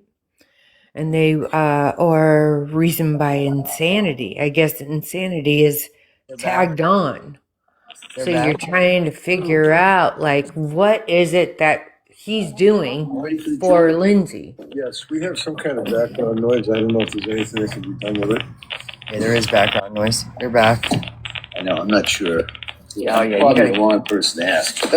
You guys they got noise. Yeah, that's horrible. You hear the background noise? Yeah, somebody got to fix that. Hello. Wait a minute, hold on. Oh, that's bad. They didn't get that figured out beforehand. Is anyone there? I thought that this whole reason why they were on break was to get this Hold on, shit guys. figured out. I'm not sure this is going to work at this point. Oh my God. So why don't we see if we could get somebody to address this? Because We'll get it done. But we'll call somebody at FTR or somebody. So why don't we take a further break? We'll figure this out. They're on another break?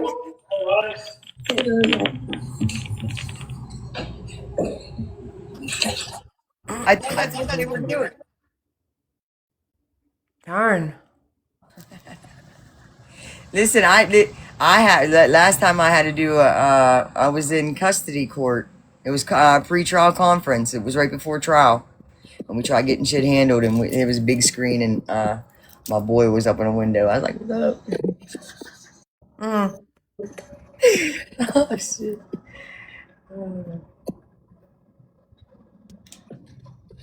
What are you doing? You want to go in? I called your doctor. They're gonna call us back. See what's going on. Get you back in there. I don't want to wait to see if these. I don't know how long this stuff starts taking effect. Oh no, classy. Thanks for the warning. Why is she annoyed? I don't know. Yeah.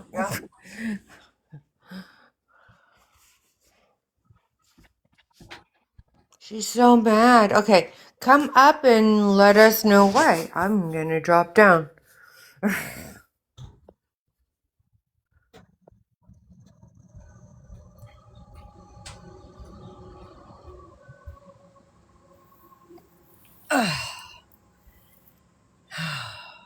Where'd she go?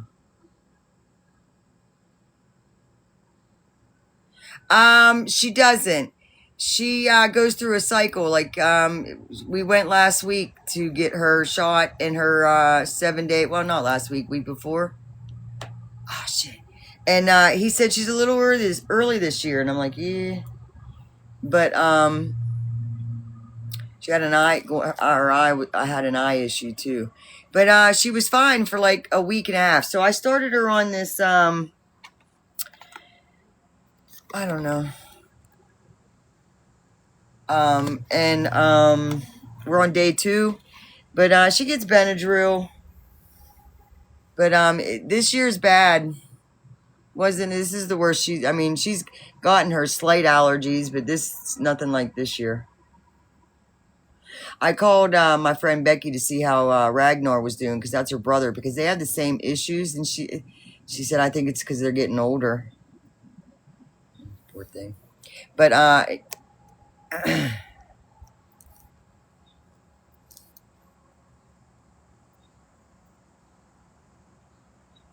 think she's still at work.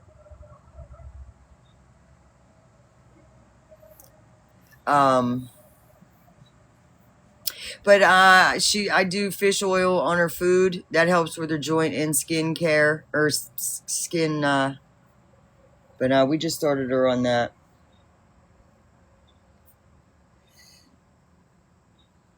She don't really get a whole lot of table scraps anymore. She does get pizza crusts, so maybe the yeast. I see, but we stopped on it. But that dog could eat the shit out of some pizza crusts. It never affected her before, but she is older. She's about to be 9. So.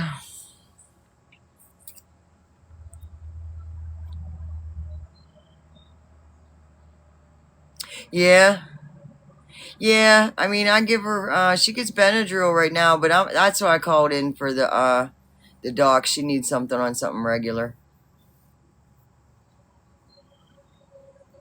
I've given her the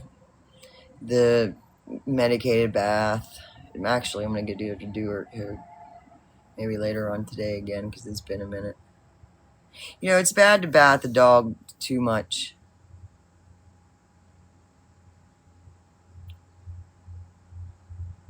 I guess. I don't know. She's, yeah.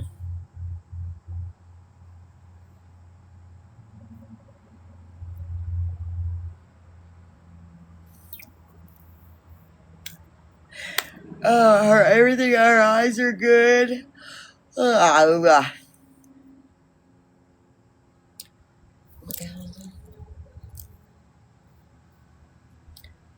And she'd be rolling in the grass. She's probably allergic to the grass now, too. But she'd be loving rolling out in the fucking grass. Can't tell her, hey, look, you can't roll in the grass no more. Ah, shit. Yeah, early lunch. Right? Mm-hmm. Can you do that? I mean, you don't clock in and out, do you? What is it, Tuesday? Oh, shit.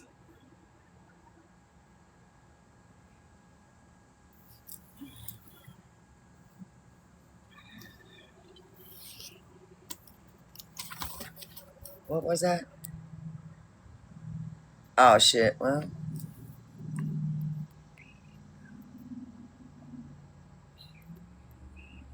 he takes that once a day? Watermelon?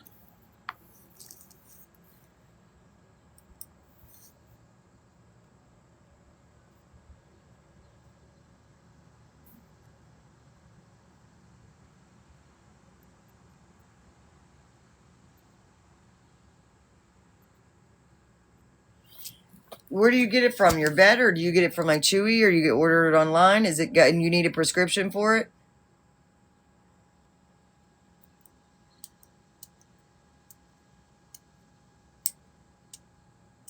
Because I mean, he should have been. My diabetic should have been had her on that then.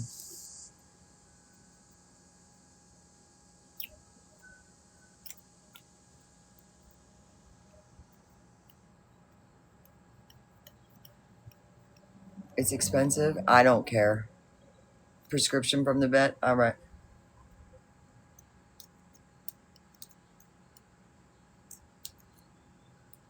My vet's pretty good. The vet like just walking through the door to put your dog up on a table is usually what, $50? That ain't what it is there. It was I've been going there since it was the dad's practice, and it was in a house. You walk through the front door, there was a receptionist, and boom. And then the son was in school. The wife was the receptionist, and then they built the new one. The dad passed away. Mom still's the receptionist. Dad's the son's the vet. But they got a beautiful office now. $100 for a month's supply here. Huh. Well, hey. Shit. Watermelon saying hers is 50. What about Chewy? You try Chewy? To buy it through Chewy with the prescription? Because you don't have to buy from your vet. What's up, girl? Excuse me.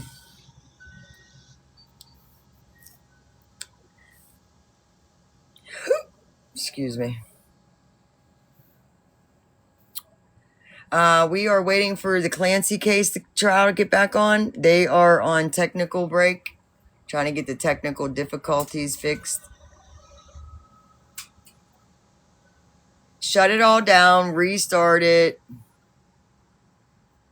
She's like, hello, hello. Here's me. Get him in the courtroom. Why can't they show up at court? Is it scheduling? Well, then, I don't, No, you all good? I haven't seen the Eagles around in a while. A couple Hawks out there today. Discussing a dog's sudden allergy and exploring remedies like fish oil. The fish oil is mainly for her joints and skin, but mainly for her joints. I definitely notice when she's not on it. And it's sad to see her get old. And I don't want to think about her not being here.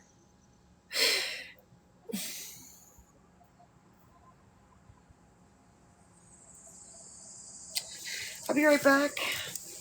If Court comes back on, you'll hear it.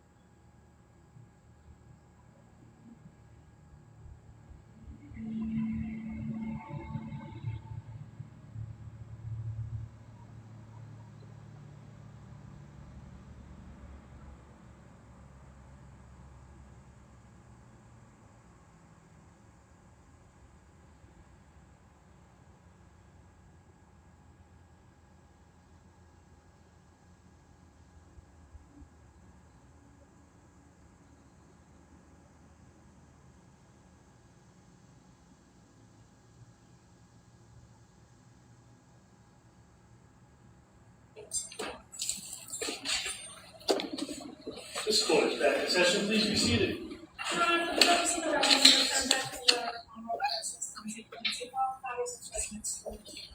All right. So I think probably it makes more sense to address the whatever the technological issues were on the Zoom. Maybe that could be done during the lunch period, and then we can go forward. I know the defense next witness would be is it Dr. Condi? Yes, Donald Condi, C-O-N-D-I-D. And I know that we had talked about a possible voir dire in regards to Dr. Condi. Do the We're parties already in see trouble. the need for the doctor testify that, or maybe we could just hear the offer of proof or what the expectations of the testimony is, and then we can. Yeah. Well, so the objection is that we were provided with an affidavit. The original affidavit that was provided, council agreed that it referred to standard of care, which is not the issue in this case. It really reflects his opinions in a civil case. So we were provided another affidavit, which appears to actually have the same numbered paragraphs and just deletes the ultimate opinion section and adds that Dr. Tops and Nurse Gelato were aware that Lindsay was experiencing symptoms of suicidal ideation and a critically deteriorating condition while under their care and failed to take reasonable steps. So it's unclear from his affidavit what exactly he's going to testify to. Is he going to just reiterate everything that has been presented in the records, everything that we would expect defense counsel to offer through expert testimony in the criminal responsibility era about the medication regimens that the defendant was on over the course of several months? Because if that's the case, then I would suggest that this is cumulative testimony and that it doesn't need to be presented in this manner to the jury. But let me ask this, similar to the question I asked earlier, to a similar objection regarding cumulative. The defense hasn't put it. This is their first witness in regards to that. Wouldn't the cumulative analysis be done if there's a follow-up expert that would be addressing these areas? Potentially, but that then becomes the defense's strategic choice about whether if they're going to call Dr. Conde for this piece of it and the other experts for another piece of it. It's unclear, especially where the reports we've been provided by Dr. Spinelli and Dr. Zeisel talk about polypharmacology as part of the basis of their opinions in this case. So it's difficult to assess that, and obviously flagging it and objecting at this point based on what we know the anticipated evidence to be. So I don't know if a proffer is necessary at this point to outline what exactly expects Dr. Conde to say and how that differs from the opinions of the other experts. It seems to me that the main objection may lay in regards to Dr. Spinelli then, whether or not, it depends on what her testimony is and how that overlaps with whatever Dr. Conde's is at this point.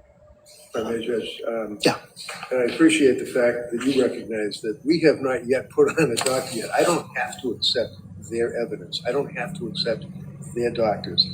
Our doctors, this is our first doctor who is a very qualified psychopharmacologist. I expect to elicit from him the treatment, very briefly, that she received and the medications that she was on and the effect of these medications as it relates to her condition when she was seeking medical help. That's it. I'm not going to get into criminal responsibility with him. I'm not going to get into lack of criminal responsibility with him. Basically, psychopharmacology and the treatment that she received. He's not going to, be criticizing what Gelada did, what Tufts did. He's just going to detail her condition according to the medical records and the medications that were provided. A second opinion, right? I am well aware, basically, very experienced in trying jury cases and know when you lose the jury. I know when you lose. I'm not going to have Dr. Zeisel and I'm not going to have Meg Spinelli wax eloquently for hours and bore the jury to death. I'm going to get right to the chase. Dr. Spinelli is a well-qualified doctor on the issues of postpartum psychosis and postpartum depression and treating a pregnant woman and or postpartum perinatal client or patient.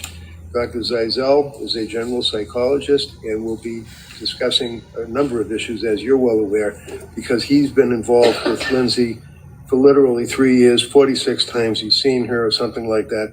So I'm going to focus their testimony on those fields. I don't think it's necessary for us to have Dr. Conde get up here on a voir dire so that they can hear what he's going to testify to. I'm not going to have him rambling or going off the script.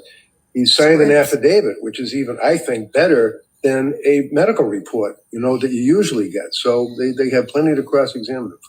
All right. And the intention is not to ask the question regarding standard of care. That's correct. All right. It's all been deleted because the objective would be. All right. All right. So over the Commonwealth's objection, I'm going to allow at this point Dr. Condi's testimony in line with the affidavit, basically in line with that affidavit, with the that's my the dog, holding my he's not ankle to doctor's name.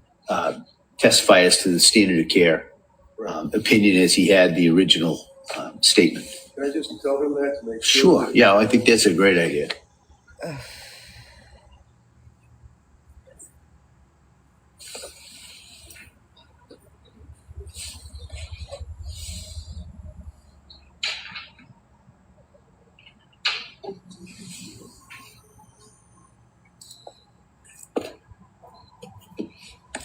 Yeah, she threw Lindsay under the bus, saying your mom said Lindsay said that you weren't close.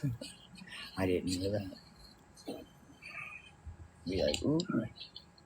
So with that, counsel, we ready for the jury? Basically told you she didn't like you.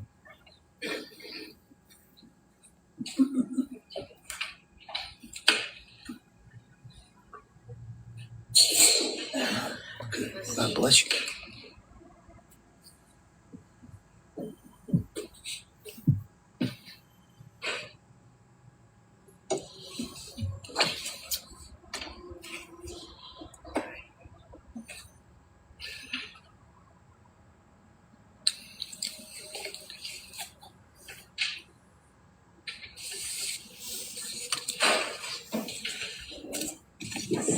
Now, somebody I heard somewhere there's in the part of the civil case she's admitted to some stuff. I didn't know she had a memory of the night.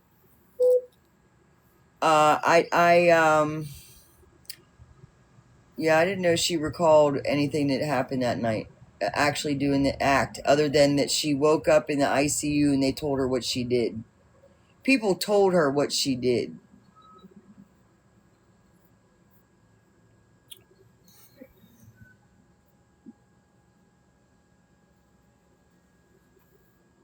I couldn't. Is there volume? Why are we muted? Okay. And basically the real problem is a technological issue. It was going to be a Zoom call. There's been some problems. We're going to try and work on that. So instead of going with that witness, we're going to go on to the next witness and then come back. We'll put the technological problems for later. All right. So with that, Attorney Reddington? Yes, thank you, Judge. Let your witness know that we'll be back to you as soon as we get this shit figured out. Get it done at lunchtime. Keep your shit on. Don't hit stop. Nothing.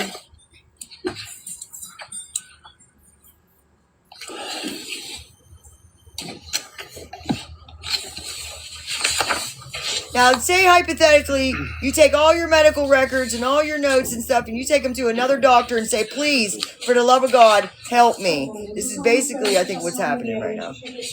He's looking at her notes, like what a doctor should do. You get to know your patient. All right, good morning, Doctor. Morning, Your Honor. All right, Attorney Reddington? Thank you, Judge. Doctor, could you keep your voice up so all the jurors and counsel can hear you and tell us your name and spell your last name? Oh, shit. My name is Donald Condi, Condie. And tell us what do you do for work, sir? I'm a child, adolescent, and adult clinical and forensic psychiatrist. And can you tell us your background as to where you went to school and when you got your medical degree and I'll be right back. Things of that nature? I graduated from Tulane University, then spent some time in graduate school at the University of New Orleans, and went to medical school at Louisiana State University in New Orleans. And then I came to Boston to the Massachusetts Mental Health Center to train in psychiatry. And where is that? The Massachusetts Mental Health Center was at 74 Fenwood Road. That building has been demolished, and now they're at 75 Fenwood Road in Boston. I was referring to more like, is that affiliated with any particular medical schools? Yes. What is it? Harvard. And what years were you working at the Mass Mental Health Center affiliated with Harvard? I started there after medical school. I graduated in 1982 from medical school, was an intern in 1982 to 83. And that was a Harvard-affiliated internship, and then residency was 83 to 85 for adult training, 2 years, then 85 to 87, which is 2 years of training for child and adolescent. Then I did a forensic fellowship, also at the Mass Mental Health Center. And during that year, I spent some time at Harvard Law School as a visiting fellow. And do you have, or did you have any board certifications that you can tell us about? I'm board certified in adult and child and adolescent psychiatry. Do you have a particular focus also on medications that are utilized in the course of psychiatry? Yes, I've spent a great deal of my career treating people in the state system with psychotic disorders and mood disorders. Tell us a little bit about that. Was there one particular period of time that you worked with literally more than 100 people that had serious psychotic disorders? Well, the Massachusetts Mental Health Center was a state inpatient facility. So we had many people with either no insurance or mass health insurance. Probably at least half of the patients at any given time would have had psychosis or a major depressive disorder. Have you, in the course of your career, following through on psychosis or major depressive disorder, had any focus or treatment on women that are either pregnant or have had little babies and they are looking for help in the postpartum period? Yes. Tell us about that. Well, starting in my residency, so in 1983, we had several patients at the Massachusetts Mental Health Center who were pregnant and were also sometimes afflicted with psychosis. We also had people who had delivered a child, but were then hospitalized, sometimes with a psychotic depression or sometimes with girl I knew ran down the road ideation. while the head was crowning. She was running away from the hospital. Very frequently. Poor thing. Felt so bad for her. For 14 years, the chief medical officer of VinFen, which is a very large good morning agency with contracts from the Department of Mental Health and the Department of Mental Retardation in Massachusetts. I tapped the screen. In Connecticut. We ran about 350 group homes, about 10 people per home, so maybe 3,500 patients. We frequently had people who were pregnant and were taking medications for psychosis. Sometimes after delivery, the severity of their psychosis would increase. So I'm fairly familiar with that phenomenon.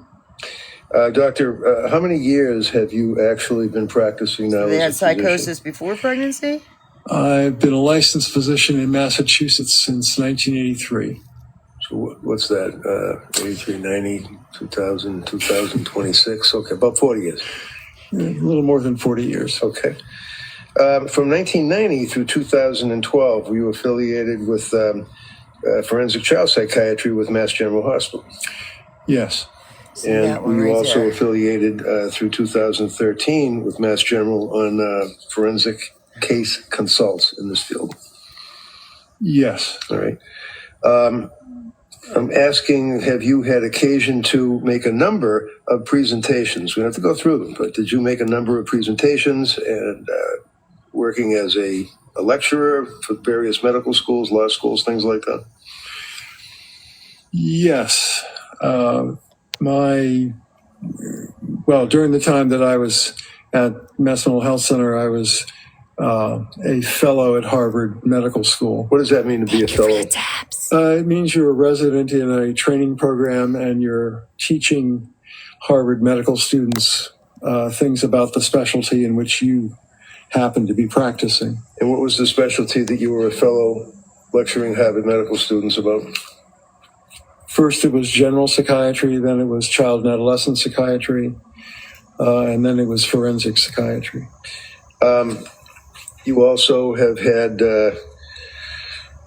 various scientific or medical publications that you have been authored on a number of occasions, articles, is that correct? Yes. All right. Your Honor, I'd offer his CV if I could, just if as an exhibit, if that's accepted. Come on. Okay, that may be admitted. Thank you.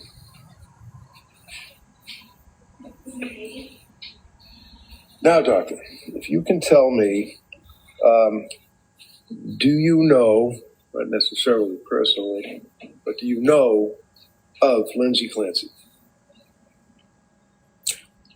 I know about the case in general, but I don't know anyone personally. Now, you have never met her, is that correct? That's correct. You've never talked to her, right? Never have. You've never evaluated her for what's called criminal responsibility, is that correct? That's correct. I have not. I consulted with you for purposes of psychopharmacology and issues like that in this case, is that right? Yes. Fair to say that we've had a number of conversations in the evening, off hours, about various medications administered to women that are pregnant or postpartum. Is that right? Yes. Excuse me. Can you tell the jury, in a summary, what documentation, medical records, police reports, things of that nature on this case that you've had a chance to review? My cat down here looking all evil. Well, I've reviewed the records of Rebecca Gelada, the nurse practitioner, Dr. Jennifer Tufts, the psychiatrist that saw Miss Clancy. I've reviewed the Brigham and Women's Hospital records and the women and infants records. I've reviewed the McLean records. And I might be leaving something out. You know about her background as far as her employment as a labor and delivery nurse and her family, her 3 children and her husband that she was married, right? Yes, I'm familiar with that. Okay. So if I could, Doctor, direct your attention to, let's say, the fall of 2022, end of September. Can you tell us what Lindsay's status was as far as maternity leave with work and any complaints that she had at that time regarding her mental state? From my, excuse me. Could I get some water? You got some water. Oh, shit. Thank you. Thank you. Appreciate it. Sorry, my allergies are kicking up.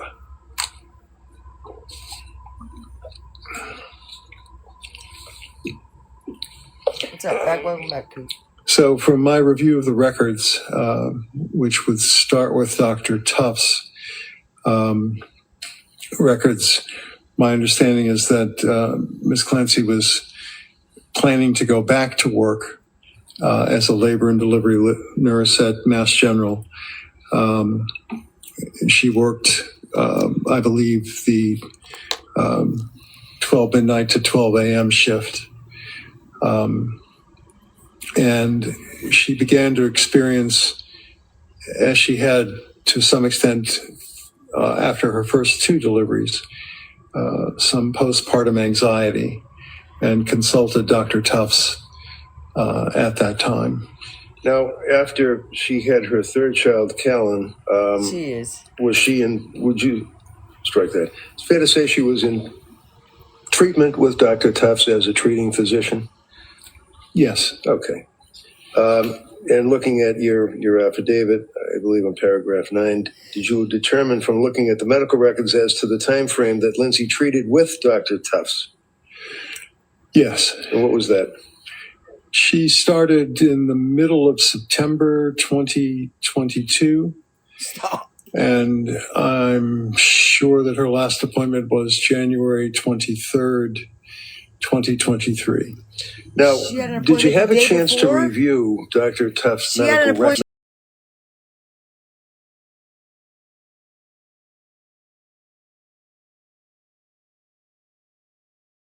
record? Somewhat sparse, and there are many check boxes in the records, but not a great deal of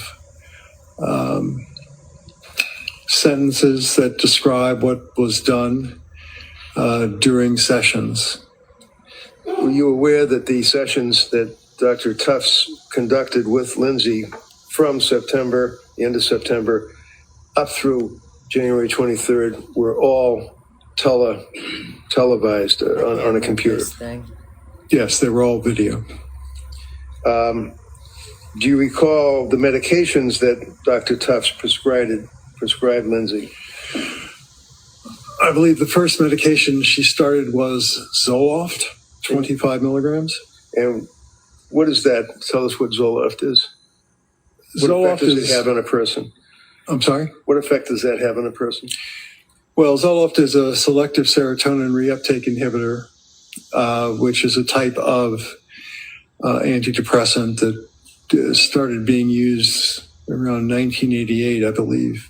Prozac was the first one, Zoloft was the second. When it works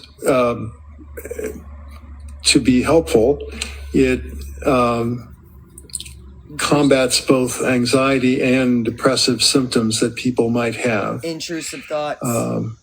It also has, in some people, an effect of causing a feeling of jitteriness and increasing anxiety. So it's something that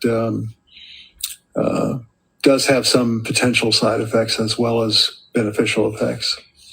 And when she was prescribed the original 25 milligrams of Zoloft, did she in fact take that, or did she defer on taking that? My recollection of the records is that she had it prescribed, picked it up, but did not take it for at least a couple of weeks because she did not wish to take medication. She was, I believe, still breastfeeding at that time. There are medications, and Zoloft would be one that would likely appear to some extent in the breast milk. Okay, so because she was worried about that, she held off on that, but ultimately did take the prescription from Dr. Tufts. Is that right? The records indicate that she did eventually start taking the 25 milligrams. Sorry. Does it indicate when she started taking them after that little hiatus? To be exact, I'd have to look at the records, but I believe it was at the end of September. And was that dosage increased at some point? It increased from 25 milligrams to 50 milligrams. And what happened when Lindsay took the 50 milligrams of Zoloft prescribed by Dr. Tufts? The records indicate that she had a rather rapid series of difficulties, that she had insomnia for, I believe the records say 48 hours, couldn't sleep. It's something that would be called activation that these medications can cause in some people who are more susceptible. Now, by mid-October, after she began taking the Zoloft, would you agree that the records indicate a week after starting the medication and increasing the dose, she reported in October to Dr. Tufts what you're relating is that she felt, how did she describe it to Dr. Tufts? If you could, I don't want to put words in your mouth. Well, she felt that she talked about being numb. She talked about not being herself. She talked about feeling worse, not better. Antidepressants usually take at least 2 to 3 and frequently 4 to 6 weeks to have useful effects, but sometimes side effects can happen very quickly. Did she also indicate, looking at your affidavit, that she was crying all day, she was experiencing mental fog, terrified to start something new, anxiety had gotten much worse?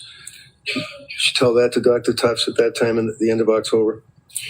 Yes, I do recall those things being in the record. All right, and following through again on your affidavit, was there further explanation from Lindsay's recitation of symptomology to Dr. Tufts? Did she further state about racing thoughts, paranoia? What did she say? Looking at your report.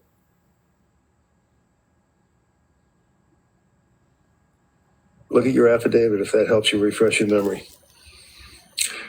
I actually don't have the affidavit with me at the moment. I do have some of the records, but well, let me just approach you then. Oh my God. If that refreshes your memory. Thank you. Get him.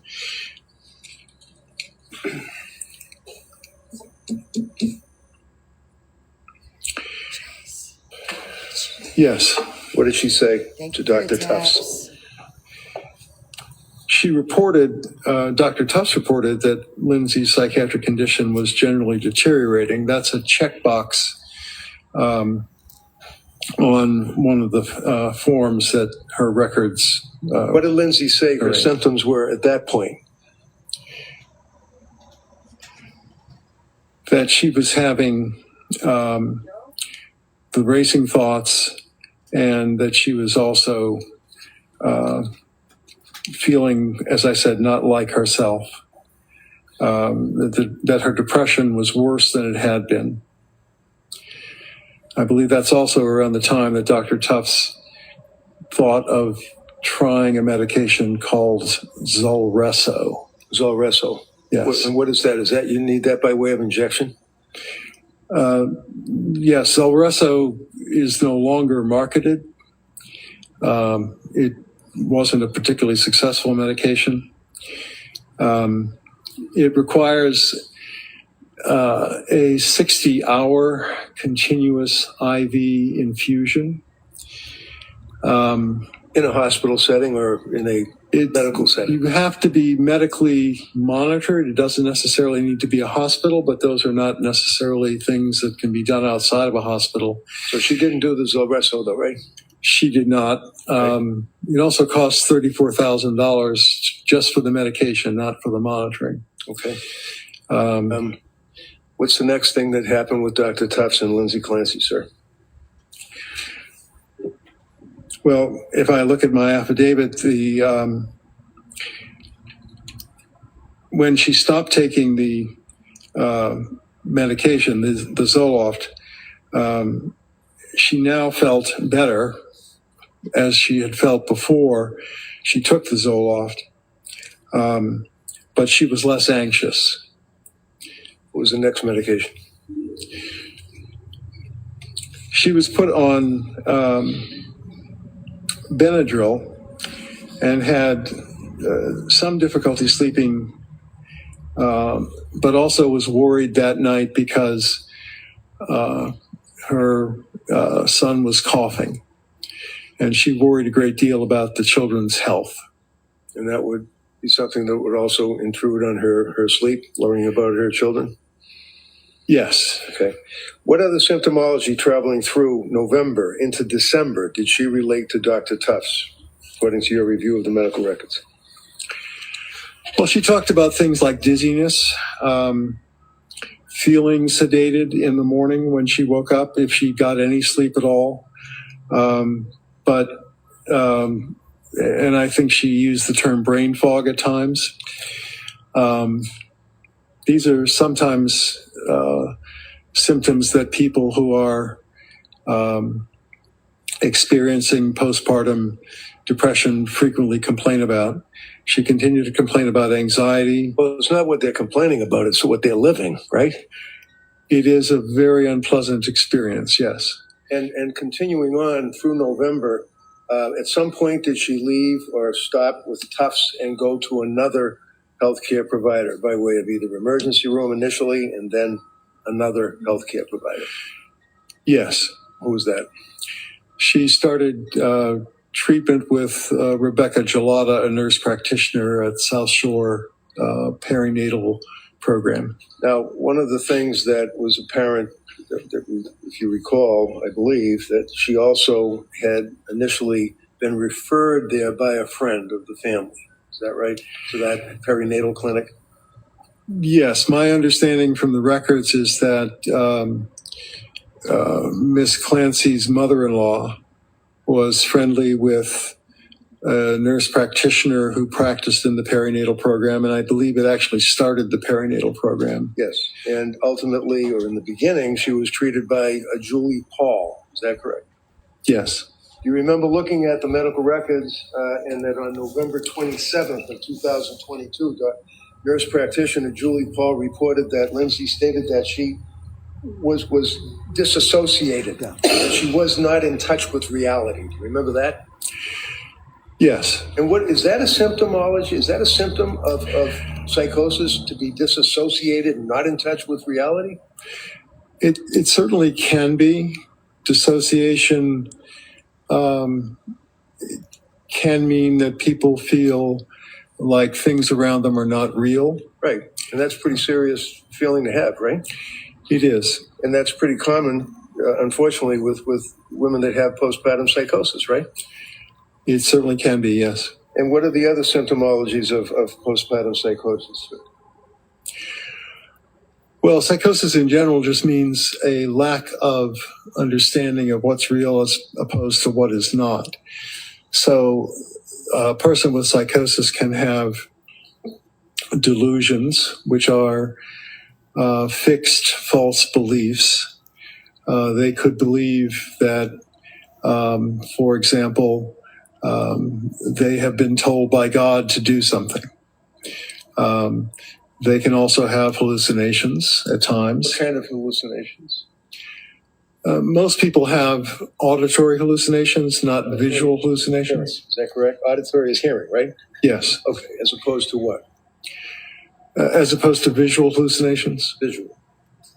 And in the course of reviewing the medical records, did you see that, in fact, that Lindsay had auditory, no visual hallucinations, but auditory voices? At times, she reported that she had heard a voice, yes. Okay. Do you recall that as the time went by, that she, in December, do you remember seeing in the medical records that she was relating that she was heavy, that she couldn't get out of bed, that she couldn't bathe, that she couldn't react, she couldn't love, she couldn't feel? Do you remember any of that? Yes, those are all phrases that I recall from the medical records. They were all coming from her, right? Yes. To the doctors. Yes. That would be Dr. Tufts and then Dr. Gelada. Is that right? Nurse Gelada. Sorry. Nurse practitioner Gelada. You recall, sir, that nurse practitioner Gelada prescribed additional medications to Lindsay during that period of time from November through December. Yeah. Yes. Tell us what they were. I'd have to look to be sure, but I believe she continued the Benadryl at times. And there was some talk about the use of Buspar, but I believe that was Dr. Tufts. About the what? I'm sorry? I said it. I'm sorry? What was the word you just used? Sorry. Buspar, which is the brand name for buspirone, which is an anti-anxiety medication. Right. How about Remeron? Was there ever a prescription for Remeron? Remeron is a different kind of antidepressant, which helps people sleep a little bit and also sometimes helps their appetite. Yes, that was another. The answer is yes, she was prescribed Remeron? Yes, she was. And that's an antidepressant? It is. Is that mocking or similar to, but not exactly the same as the selective serotonin reuptake inhibitor, Zoloft, Prozac, things of that nature, right? It's similar in the sense that it has an antidepressant effect. It has some effect on serotonin. It has some effect on the adrenal, adrenergic system as well. What? The adrenergic system. Adrenaline is a neurotransmitter. It's also a hormone that circulates if you are suddenly scared or something like that. You get a surge of adrenaline. So if you were in a near-miss car accident, you might find yourself shaking because adrenaline will flood into your system from the adrenal glands. But it's also a neurotransmitter, and mirtazapine has some effect on that. You said mirtazapine. Is that the same as Remeron? Yes, Okay, sorry. so it's two different names, generic and not generic. Mirtazapine is the generic name, and I was taught to use generic names, but Okay. yes, Remeron is. Around this time, Lindsay has been prescribed the Prozac, she had been prescribed the Remeron, she had been prescribed the Benadryl, she had been prescribed other medications very similar to the SSRIs. Is that correct? Yes. All right, and does the selective to see a dragonfly. That's fancy word. What does it mean? Isn't that serotonin in your brain? Doesn't it block or in some fashion affect your brain? It's a little complicated to explain, but serotonin. Tell the jury what serotonin means and what happens when you take an SSRI, please. Okay, serotonin in this sense is a neurotransmitter. The brain is a relatively complicated place. It has about 86 billion nerve cells. They've got thousands of connections to each other, but they're not like the wires in your house where you put two pieces of wire together, twist the copper, and then put a nut on that. Nerves don't touch. They go close to each other, but there's a space between them, and that's called the synaptic cleft. One nerve secretes a neurotransmitter into the synaptic cleft, and it moves over to the next nerve in line where there's a receptor. Serotonin does that in the synaptic cleft, but it's also taken back up by the nerve that secreted it so it's reuptaked. So a selective serotonin reuptake inhibitor slows down the reuptake of serotonin, prolonging its activity in the synaptic cleft, which causes the next nerve in line to be activated. Yeah, was she getting regular blood work? I'm sorry that it's so complicated. So that's what serotonin is doing, and that's what a reuptake When a woman inhibitor is does. pregnant or has just had a baby, can you tell me what effect, for example, hormones have when a person has a baby? I know we're two guys, but I mean, do you know what happens when a woman has a baby? I've been at quite a few deliveries, yes. Okay. The fact is that many hormones increase. So progesterone is a hormone that many people have heard of. It's a component of birth control pills because it promotes gestation. Amy, so progesterone in a birth control pill fools the body into thinking it's pregnant, which means it doesn't, the woman doesn't produce eggs that could be fertilized. And that's the way the birth control pill works, or some of them do. Progesterone goes down very quickly after birth, as do many other hormones that are going up and then down after birth. So if the hormones go up, and if there's an overload, if you will, might be the wrong word, of hormones, what effect does that have on the human body? What effect does that have on a woman who's just had a baby? Well, it's quite complicated. Just tell us basically what your feeling is. If they want to get into it, they can ask. But what effect does it have on a woman that has a baby? Well, one of the other hormones that goes up is prolactin. So after the woman gives birth, prolactin promotes lactation, and it's a hormone that increases so that the mother can then breastfeed. These hormones are also seen in all mammals that feed their young through producing milk. So it's a very common mammalian thing to do. But other kinds of things can happen to... Did you say males or mammals? Mammals. Okay, because mammals don't breastfeed, right? I'm sure they don't, yes. Okay, so as far as the hormone, again, I would ask, when a woman has a baby, and the placenta, I think I pronounced that right, is through the birth. All of a sudden, what happens? It stops that massive influx of hormones, or it increases that influx of hormones?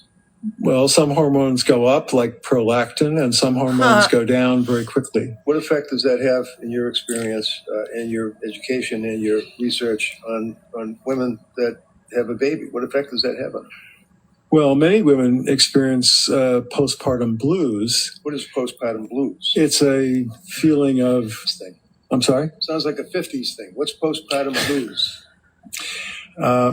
It's a feeling of low energy and being sad, not as serious or usually as long as postpartum depression. What is postpartum depression? Is that the next level? It's a more serious condition where the woman may feel that she can't connect to the baby, that she feels isolated, she has no energy, she may also have insomnia. So, for example, if a woman is unable to sleep, feels as though she's losing a contact or connection with her infant, is stressing about not having that contact with her infant, feels that she's unable to emote or feel love or any emotions and can't relate to people and also is out of reality, are those, or disassociative state, are those, in your opinion, symptoms of postpartum depression and or leading to postpartum psychosis? Yes, they are. And Lindsay had those symptoms, didn't she? She reported all those symptoms, yes. Doctor, when a doctor like Tufts is meeting with a person and checking the boxes, can that doctor give a blood test to the patient? Certainly. Is that important in your opinion, that a doctor give a patient, especially a woman who's coming to them for help with these symptoms, give them a blood test? Yes. And again, we all know what blood tests are, but just tell me, I mean, is that a simple test? Is it a complicated test? It's fairly simple to have blood drawn, and there are many tests that are relevant, particularly after a woman has given birth. Why? Well, some women become anemic. Depends on how much blood loss might have occurred during birth, but there's usually some blood loss. So checking hemoglobin levels is important. The thyroid can be affected by delivery of the baby. And some women in the postpartum period develop inflammation of the thyroid. The thyroid is a very important gland that regulates many parts of the body. Is that why many times when a competent psychiatrist is treating a patient that is postpartum after having a baby, that they might run, and I may be wrong saying it, but a thyroid test? They would do most commonly two different kinds of thyroid tests. They would test for thyroid stimulating hormone, which goes up when the thyroid hormones that also can be tested for actually go down. So thyroid stimulating hormone is telling the body, make more thyroid hormone because it's not enough in the circulation. Did Tufts ever use a blood test at all in her treatment? No, she did not. Did Tufts ever check the thyroid levels of Lindsay Clancy at all during her treatment? No, she did not. How about Gelada? Did they test any of those things? No, Nurse Gelada did not do blood testing either. Now, you made reference, sir, to postpartum depression, postpartum psychosis. You're familiar with the DSM, what is referred to? Hate when he walks away from the freaking thing. I know, right? 5TR. Wow. Mental disorders. 5, you said TR. That would be Was blood work ordered? Correct. And I'm approaching you with this and asking. You see that section I can't there? move my bubble. Yes. And what is that section? The bipolar and related disorder section. What is bipolar disorder? What does that mean? Bipolar is the newer name for what used to be called manic depressive illness. It describes an illness where people's moods go up, which is the manic phase, and then go down, which is the depressed phase. There are different categories of bipolar disorder. Bipolar 1 is the most serious. Bipolar 2 disorder also has similar fluctuations of mood, but in both cases of bipolar disorder, most people spend more time being depressed than they do being manic. Now, just tell me, what does manic mean? What does that actually mean? They feel usually euphoric, that they don't have, They're up. you're really up. Okay. You're extremely optimistic. You might spend a lot of money foolishly, but you wouldn't worry about that because certainly you're going to win the lottery. You can just feel it. So there can be psychotic thoughts along with bipolar mania, unreasonable expectations. Like I said, that you're destined to win the lottery, or in serious cases, you can believe that God is speaking to you and has appointed you to do some special thing in life. How about excessive cleaning and, let's say, divesting oneself of personal property, cleaning garages, things of that nature? There was talk in the records of an episode where Miss Clancy and her husband cleaned out the garage, but it was difficult to tell from the records whether or not that represented what we would call a hypomanic episode. Exercise. There were a lot of references to exercise. There were a lot of references to exercise, and exercise can be a very useful thing. Sure, that's one of the things that a woman postpartum may very well be prescribed to do by a doctor like or a nurse practitioner like you. I know that. I believe that nurse practitioner Julie Paul recommended a long run at one point. So there's nothing wrong with a woman going to, let's say, Kingsbury or whatever it is, or taking her kids to the local gym with a swimming pool and trying to get some exercise in the postpartum stage. That's something you would hold against her. No. Now, how about, are you aware that within a very short period of time after she had baby Callan, that she actually ran a road race? Was blood work ordered? Is that indicative of a person that's kind of ramped up and doing these things you're talking about? It's unusual to decide to run so soon after delivering a baby.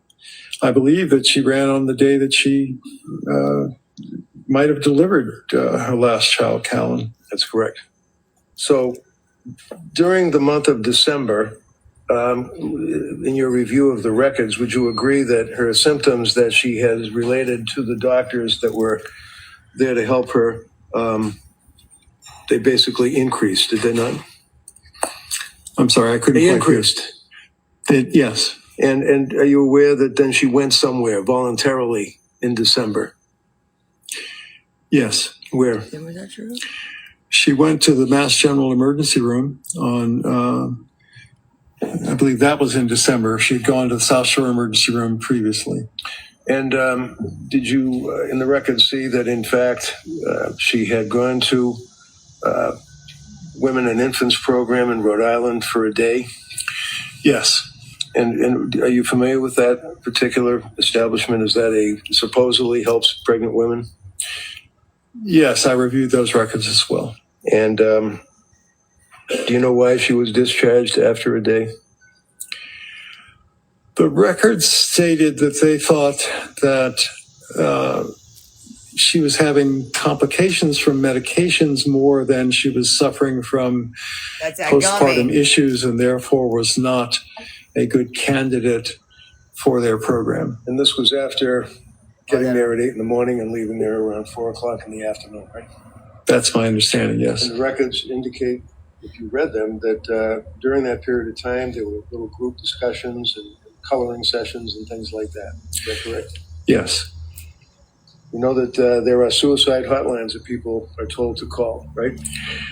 Yes. Especially if a woman is in postpartum and is experiencing these difficulties and is describing the symptomology and on all these medications, that if you feel like you're going to kill yourself, you're supposed to call Tap the a screen. telephone number, right? 32,000, thank you. Well, it wouldn't be the advice I would give, but that was some advice that was given, yes. And did she call, to your knowledge from reviewing the records, the telephone? She called the Aspire hotline, I believe, on 2 occasions. And that ties in with me saying her first 2 births were traumatic, right? Well, not traumatic, but they were rough births. Her first 2, She had a long recovery afterwards. This last one, they said it was very easy. She got up and ran a race. Wild. But listen, I was in a crack house and a chick walked in and I was like, what's the matter with you? You walking all funny? She just gave birth to a baby 3 hours before that. I said, girl, why are you not still in the hospital? She just up and left. Gave birth and walked out of the hospital. Was she given any help by the Aspire hotline? I believe the records say that she was told by Aspire that since she did not have a suicide plan, she did not require what's called a higher level of care, meaning an inpatient admission. So she basically had been to Nurse Gelada. She had contacted Aspire on 2 occasions. She went to Rhode Island Hospital on a recommendation the day after she was recommended to go there, and left after not being accepted. After calling the suicide hotlines, things got to the point where she and her husband went to an emergency room. Is that right? Yes. And did she get treatment at the emergency room? I believe the first time that she went to the Mass General Emergency Room, they recommended that she consider an admission at McLean, but she and her husband decided that they did not want her to go inpatient at that time.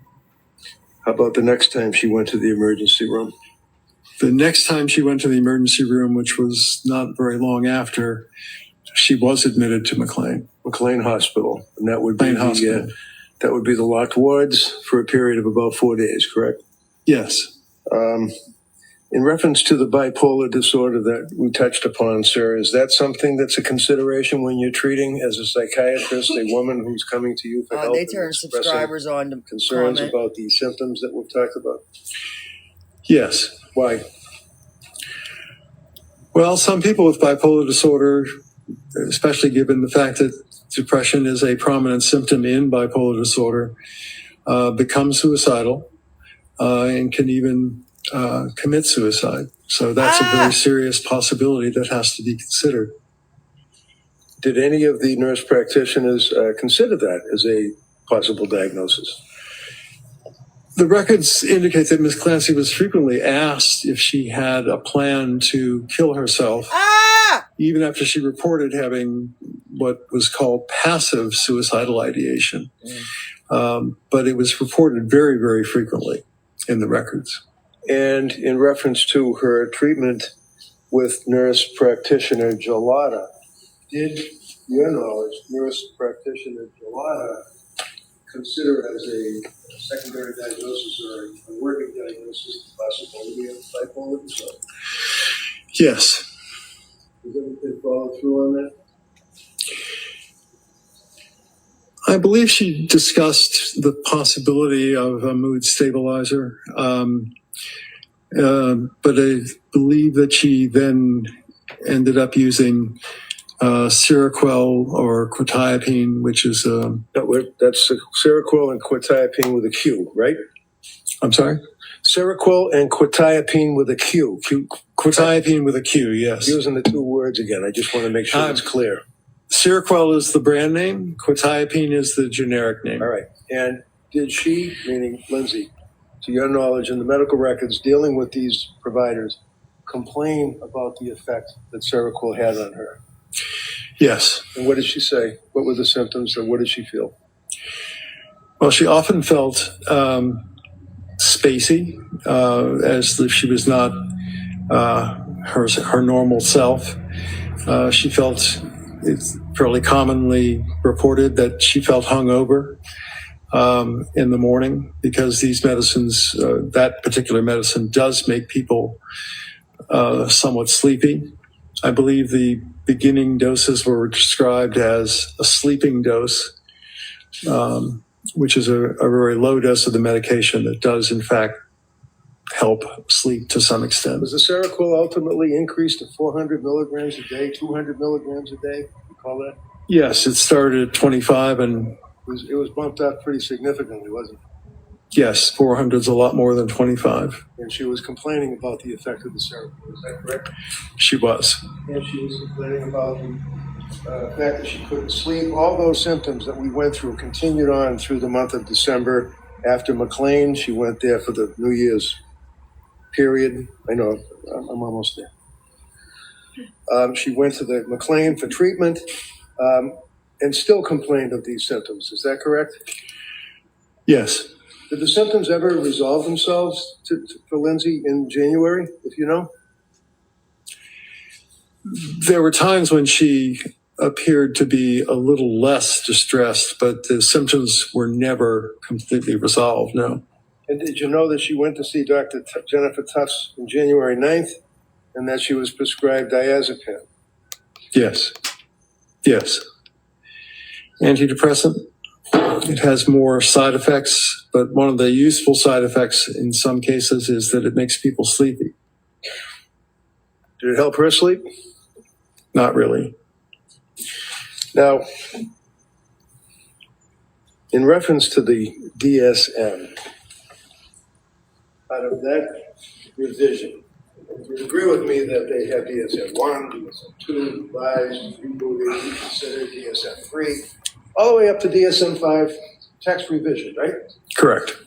And consisting of over 1,000 pages, right? Yes. Is this like considered, some people say, the Bible of psychiatry, or is it like a cookbook? I would call it a dictionary. It's a list of definitions. If I looked under P in this dictionary, would it contain anything about postpartum psychosis for a woman? There is one mention on page 148. That's it. That's it. The rest of the world, they don't care about the DSM. They have some other information, right? What is that called? The World Health Organization publishes something called the International Classification of Disease, which is now in its 11th edition. It lists postpartum psychosis as a separate entity. And that's the one that insurance companies use for billing purposes. Right, not this. Correct.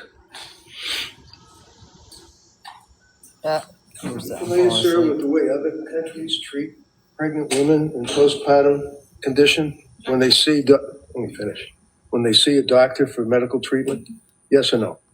Objection. All right, just allow that question, then we'll. Yes. And how does that differ from the United States of America? Objection. Sustained.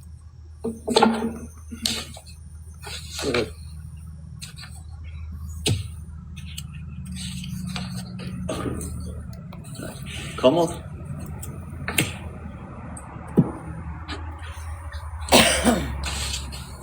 Good afternoon. Afternoon. You spent some time when you first got to the stand going over your qualifications, and I think Council now has admitted your curriculum vitae into evidence, right? I'm sorry, I didn't hear the last part. Your curriculum vitae. Yes. Is you went through that with Council? You recall that? Yes. And fair to say, the majority of the entries and your experience and your presentations and your teaching and fellowships, most of which revolve around child and adolescent psychiatry, correct? I wouldn't say the majority. Well, where in your CV does it say that you worked with postpartum women? It doesn't say that specifically. Okay, so your testimony is that back in 1983 when you were at the Massachusetts, Mental Health Center, you worked with the postpartum women, is that correct? There were patients who either were pregnant while they were there or delivered and were hospitalized after that, yes. Okay. And your involvement in this case with defense counsel, wasn't directly that he reached out to you, was it? It was that you had provided some information as it pertains to a civil lawsuit that's pending. That's correct. And so this affidavit that counsel's been referring to that you drafted, you revised it for these proceedings, but fair to say you went through a series of records that didn't include anything related to this criminal case, meaning no police reports, interviews, photos from the scene. Is that fair to say? No police reports, no photos from the scene. So the majority of what you reviewed pertained to medical records, right? Yes. And in fact, you cite too in your affidavit a New Yorker article for facts. Yes. That's where you got most of your facts, is from a New Yorker article. No, I also spoke to Mr. Clancy. You spoke to Mr. Clancy? Yes. Is that in your affidavit? Well, you have it before you. Can you point to a paragraph where you indicate that you got a report directly from Mr. Clancy? I don't know if it's in the affidavit. Okay. But I did interview Mr. Clancy for 90 to 100 minutes. Now, in relation to kind of going through the medical treatment, you indicate that the defendant reported that she was hesitant about taking medications. Do you recall that in paragraph 11? Yes. But you're aware that she sought out a psychiatrist, not a therapist, not a psychotherapist or a psychologist. She sought a psychiatrist as her first contact in the postpartum period, correct? Correct. And psychiatrists presumably prescribe medications and don't necessarily offer psychotherapy, do they? Well, all psychiatrists are trained to do psychotherapy to some extent, at least. But yes, they can also prescribe medication. And through the records, you learned that the defendant did have reactions to low dose of Zoloft. And your testimony is that a blood test would have helped. Is that your testimony? Yes. So a blood test that's about 4 or 5 months postpartum, how is that going to help prescribers? Well, the blood test I was thinking of was you could do a level of the antidepressant in her blood, and that would tell you whether it was average, expected given the dose, or too high or too low. And that would yield results if a person's only been taking medication for less than a week? Yes. But you indicate that over a period of 4 to 6 weeks is when you would expect to see a medication start to take effect, correct? It sometimes takes that long, yes. Now, you also spoke a little bit about Zulresso. You're aware from reviewing the records of Jennifer Tufts that she researched Zulresso and spoke about Zulresso, but never made a recommendation to the defendant that she do that injection. Yes. You also described that by November 21st, that the defendant was experiencing suggesting symptoms of mania, like racing thoughts. But in fact, the criteria is not just racing thoughts, it's racing thoughts, pressured speech, correct? There are a number of criteria that are listed, but racing thoughts is one of them, yes. Okay. And you also list, or you identify in your affidavit, extreme insomnia. But for mania, it's not just insomnia, it's that there's insomnia with a decreased need for sleep, correct? It can be decreased feeling that you need to sleep even if you didn't sleep for several days. But it's also true that some people feel very tired. It's not just one or the other. You're aware that the defendant denied a decreased need for sleep around that time period in November from the records, aren't you? In that period, yes. You also indicated that in reviewing records pertaining to, I think you noted Jennifer Tufts, that her notes were a series of the record was a series of check boxes, right? That was your testimony? There are a few sentences, but they are mostly check boxes, yes. And fair to say, the way in which those notes are created, there are several areas in which notes are placed at different points in those records. There are notes at certain places, yes. And those notes are reflective of statements that the defendant was making about her mood and how she was feeling and symptoms, correct? Yes. Those are all important things for a treating psychiatrist to consider when they're considering a patient's overall presentation. Is that fair to say? Yes, fair to say.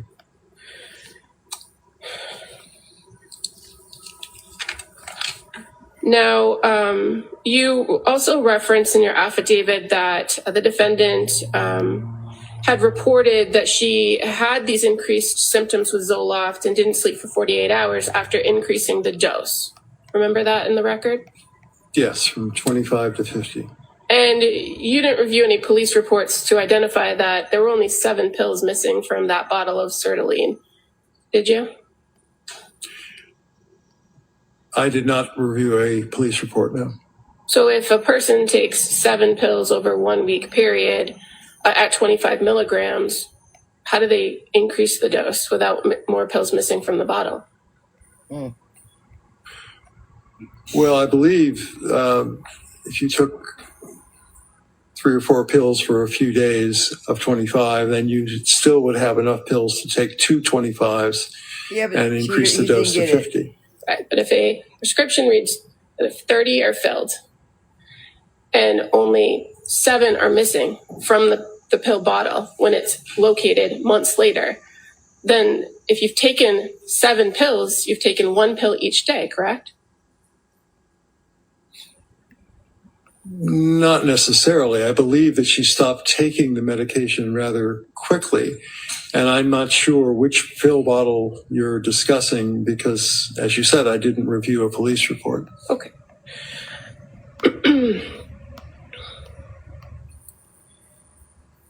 Now, you're aware that on December 15th, that the defendant and her husband reported that she was having persistent intrusive thoughts that day, correct? Yes. And that's the day she first presented to Mass General Hospital. Yes. And you're aware that Mass General Hospital is directly affiliated with McLean Hospital, right? They are affiliated, yes. And that she was advised to go to the inpatient program and she chose not to go. Yes. From reviewing the records, did you see how Letitia Dukes, a social worker or a mental health worker, from the South Shore Perinatal Behavioral Health Clinic, had previously had discussions with the defendant about going to women and infants before her presentation to the Mass General ER on December 15th? Yes. And she didn't, in fact, go to that program until December 20th. Is that fair to say? Yes. Now, you also mentioned in your review of the medications, lamotrigine.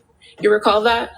Yes. And that was a medication that was prescribed to the defendant in December of 2022, correct? Correct. You're aware that she never took lamotrigine? I believe that's what she said, yes.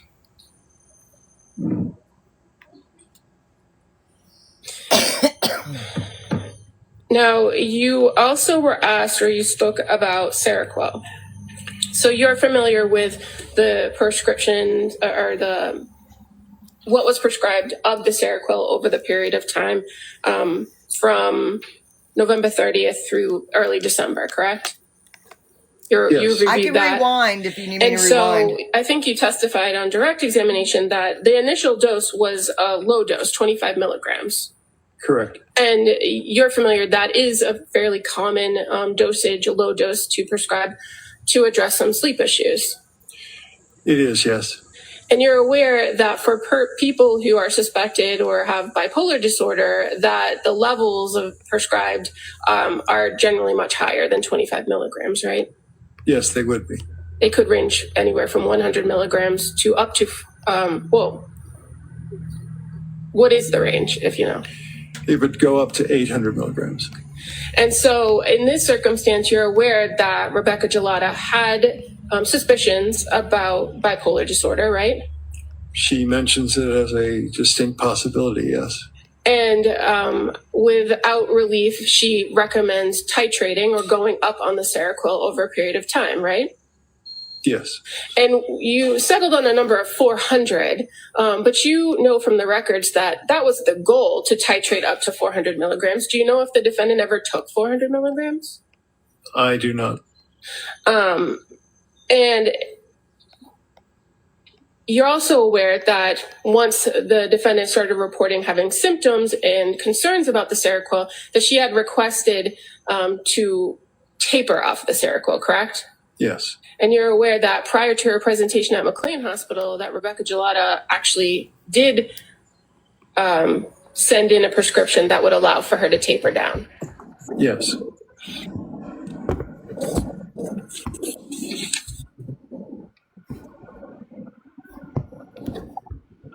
And when the defendant was admitted to McLean Hospital on January 1st, she was already on a taper plan, meaning she had gone back down to approximately 100 milligrams per night.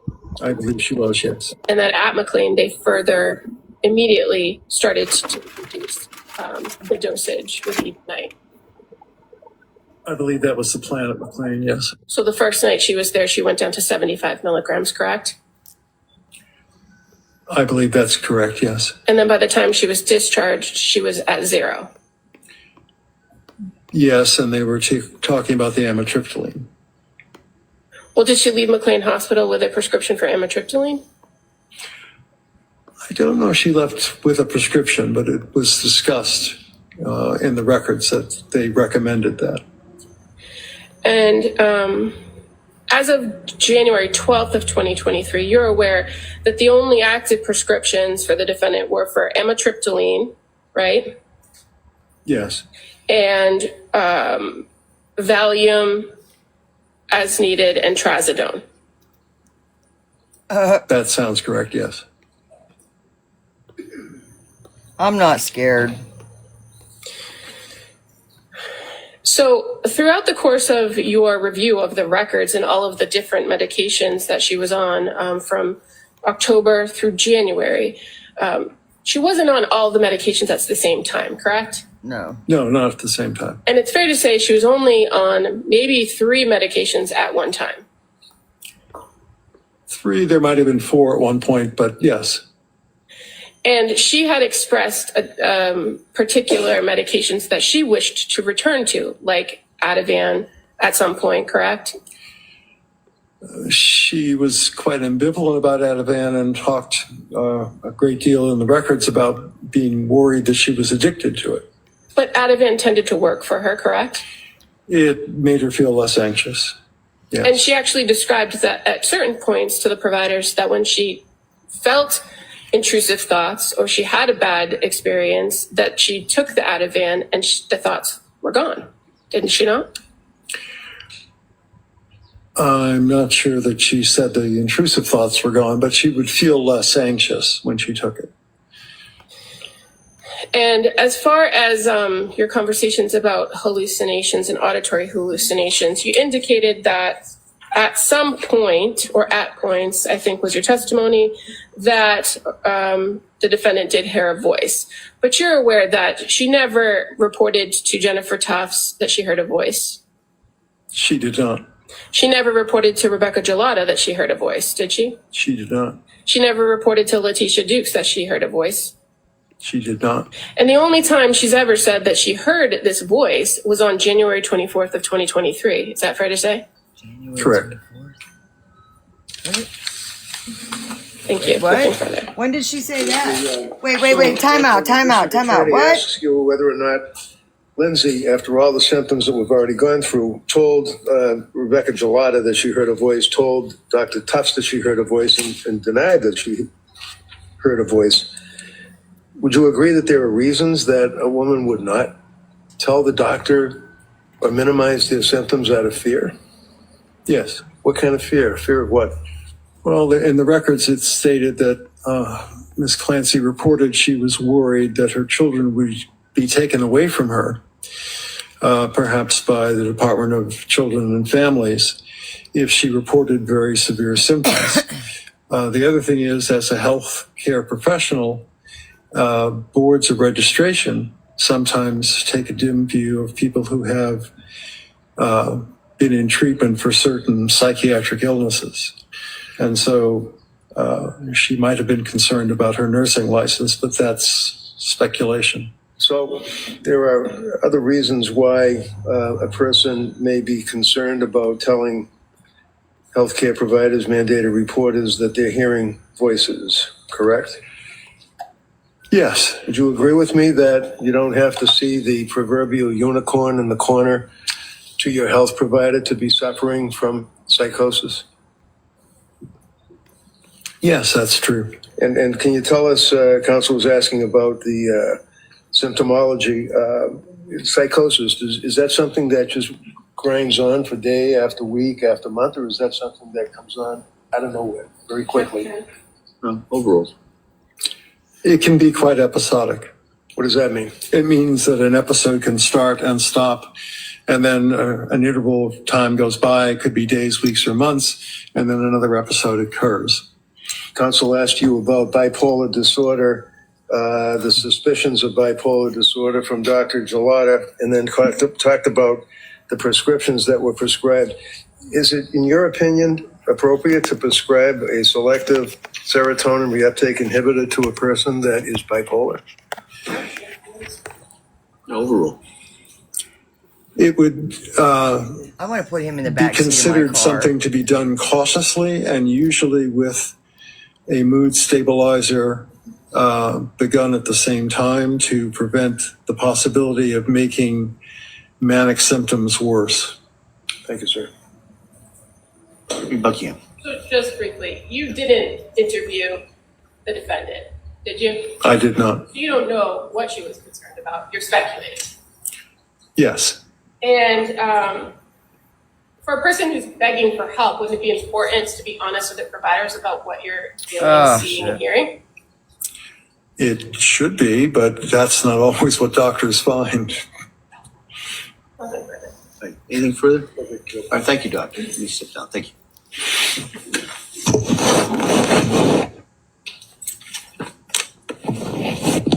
Can I see a sidebar you can schedule? Sidebar. What's that? You have Wendy's? Is that chili? What is that? No, I got some soup and a milkshake and a bacon mac and cheese sandwich. Sidebar. Because I feel like being badass today.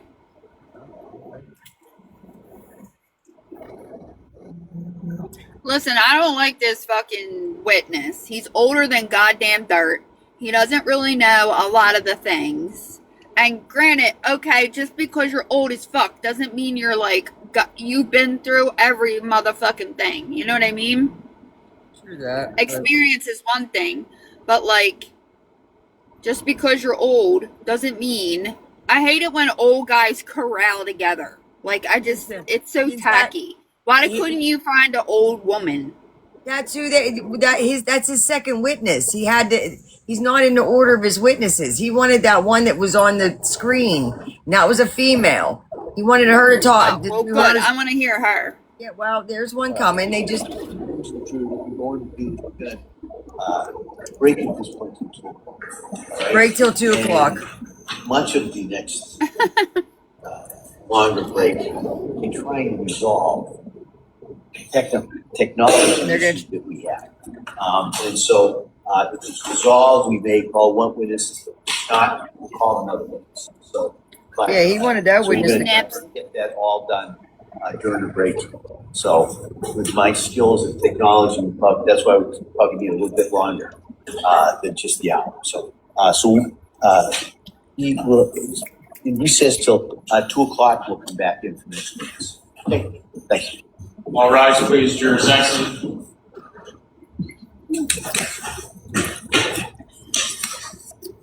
And we are on break till 2.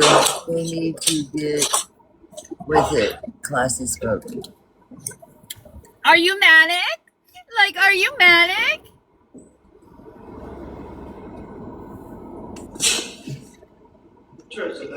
All right, so Council, anything we need to discuss before the break? All right, so we'll come back in 2. We'll be in recess till 2 o'clock, and we have one of two different witnesses, depending on how things work out over the break. Okay. Yeah, get that All right, thank technical issue taken care of. Yeah. I don't be hearing from this fuck. What he's trying to do is, you know what he's doing. He's doing his defense. Who did he call up for? The mom, mother-in-law. Yeah, well, my thing is, this witness elaborated on all kinds of shit. That's not what he asked. So, like, he asked one thing, and he was like, well, in my experience, blah, blah, blah, blah, blah. And then he's like, yeah, well, yes or no. And he's like, well, no. And it's like, Jesus fucking Christ. Listen, let's all be grateful that she's taking it out on the witness, okay? Okay? Let her have it. I'm allowed to have a day. Pineapple sent you a pillow fight. Oh, yeah, shit, Thank we you, are. Nips. Look, shit. Go on, shit. Now I don't even want to eat that fucking sandwich. I gotta go to the store. I'm in a mood for turkey rolls. I don't think I have enough turkey, so I gotta go get some more turkey. I have stuffing, but I don't have gravy. And I want to make me a small 8x8 pan of turkey rolls. Mm-hmm. Are you rolling your eyes? Let me stop. I was crying. Am I what? I thought you were rolling your eyes at my turkey rolls. No. Ah, shit. I don't know. Here's me. So I'm still not understanding some of the things that I don't want to listen to hearsay. Is there on the 24th? She said she heard voices. So the day of the incident that she said the day the 24th she heard voices. Who'd she tell that to?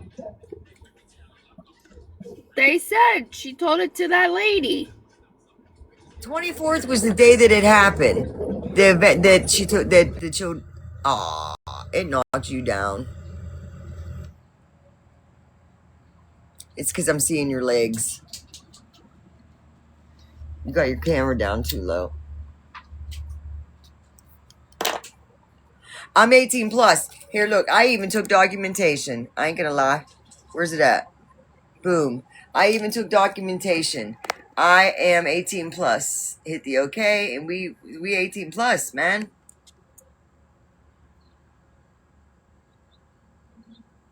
Oh, that was in her affidavit. Oh, wait, the day before the incident. I want to say an incident. I don't want to say incident because that's so. The day the children were lost. It was the day before, or she had an appointment that day. She had an appointment that day.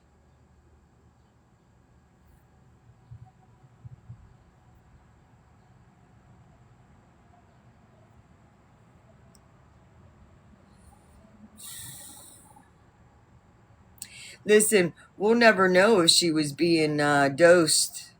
We'll never know.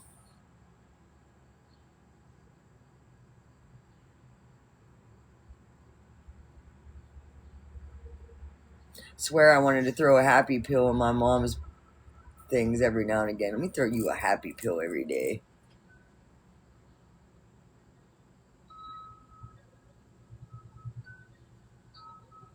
She said it's your last chance. Who the fuck did she say that to? It didn't do something.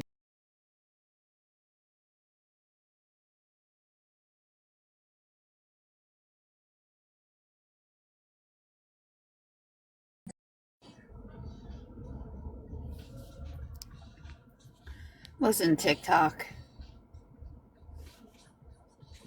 You're on my last motherfucking nerve today. My last motherfucking nerve. Okay.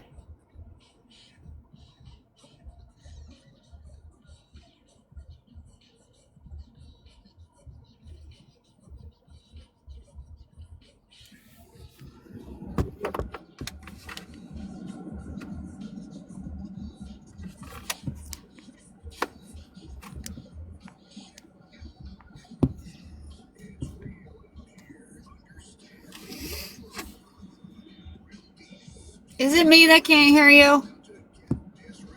Or is she on the phone again?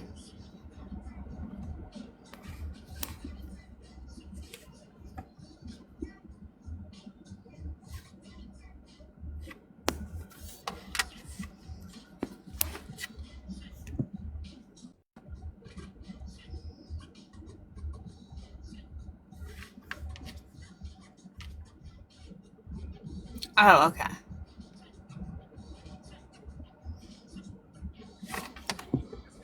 It's your last chance. That's wild.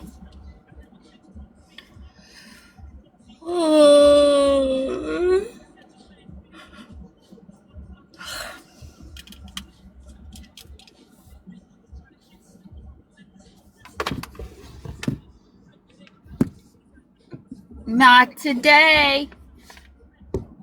I have to figure out where I want the phone holder at. I want it here. I'm getting a new phone thingy.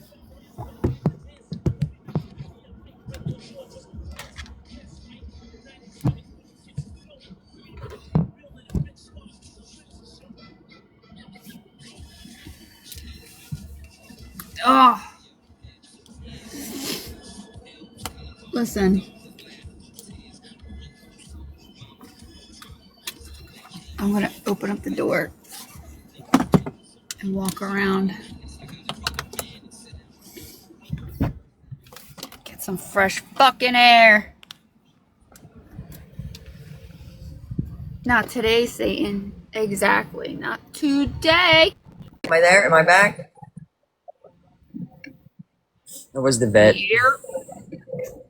Well, the vet's mom. She'll call me back. I just gave her all what I needed to do, and she said she'll talk to him and call me back. Did you ask her about Apiquel? Yes, I asked her about that. I asked her now that she's older, we get her on something that's daily. I also told her that I started this second day. Now she'll get back with me. She usually calls me in the evening, or she'll call me fucking 6 o'clock in the fucking morning. What is it? But I love her. She's the sweetest. Huh? What is she, just itchy? She ain't right now. But like after she goes out in the grass, I told her, I said, I think it's the grass too, because she'll break out in hives after she's rolled around in the grass. I see the hives. But she's getting older now, so her allergies, I'd rather have her on a, you know what I mean? Like, I don't know.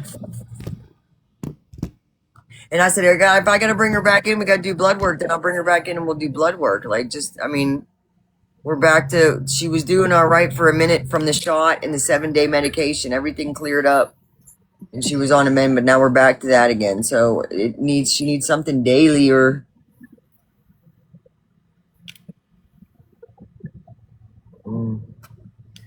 I had a super early appointment. I was already pissed off because I woke up too early. Then I go to my therapy appointment, which was good, by the way. Thanks for asking. And then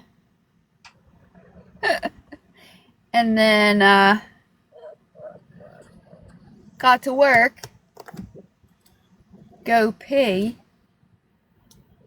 and then my female bullshit comes in. Ah, well, I wasn't going to say shit because you're touchy right now. No.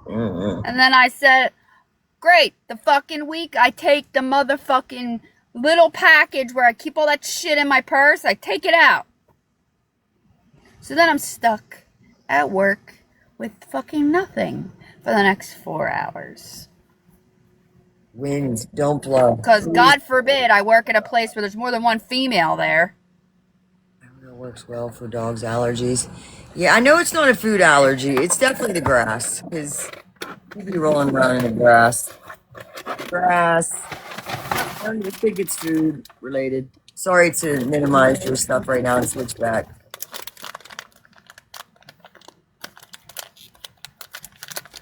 I'm just gonna eat my chocolate and shut the fuck up.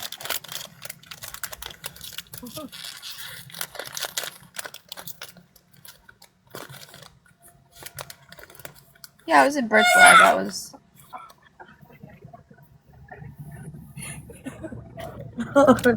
You're welcome.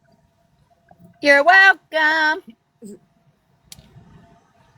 She is. Listen, that's what I said. I'm hoping to God the wind don't start blowing. If the wind starts blowing, I'm going to run and knock the fucking wind chimes down.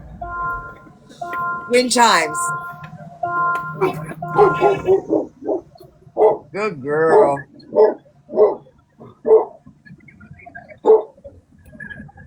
And we got to keep it in the light. She's got 2 masses underneath on her chest.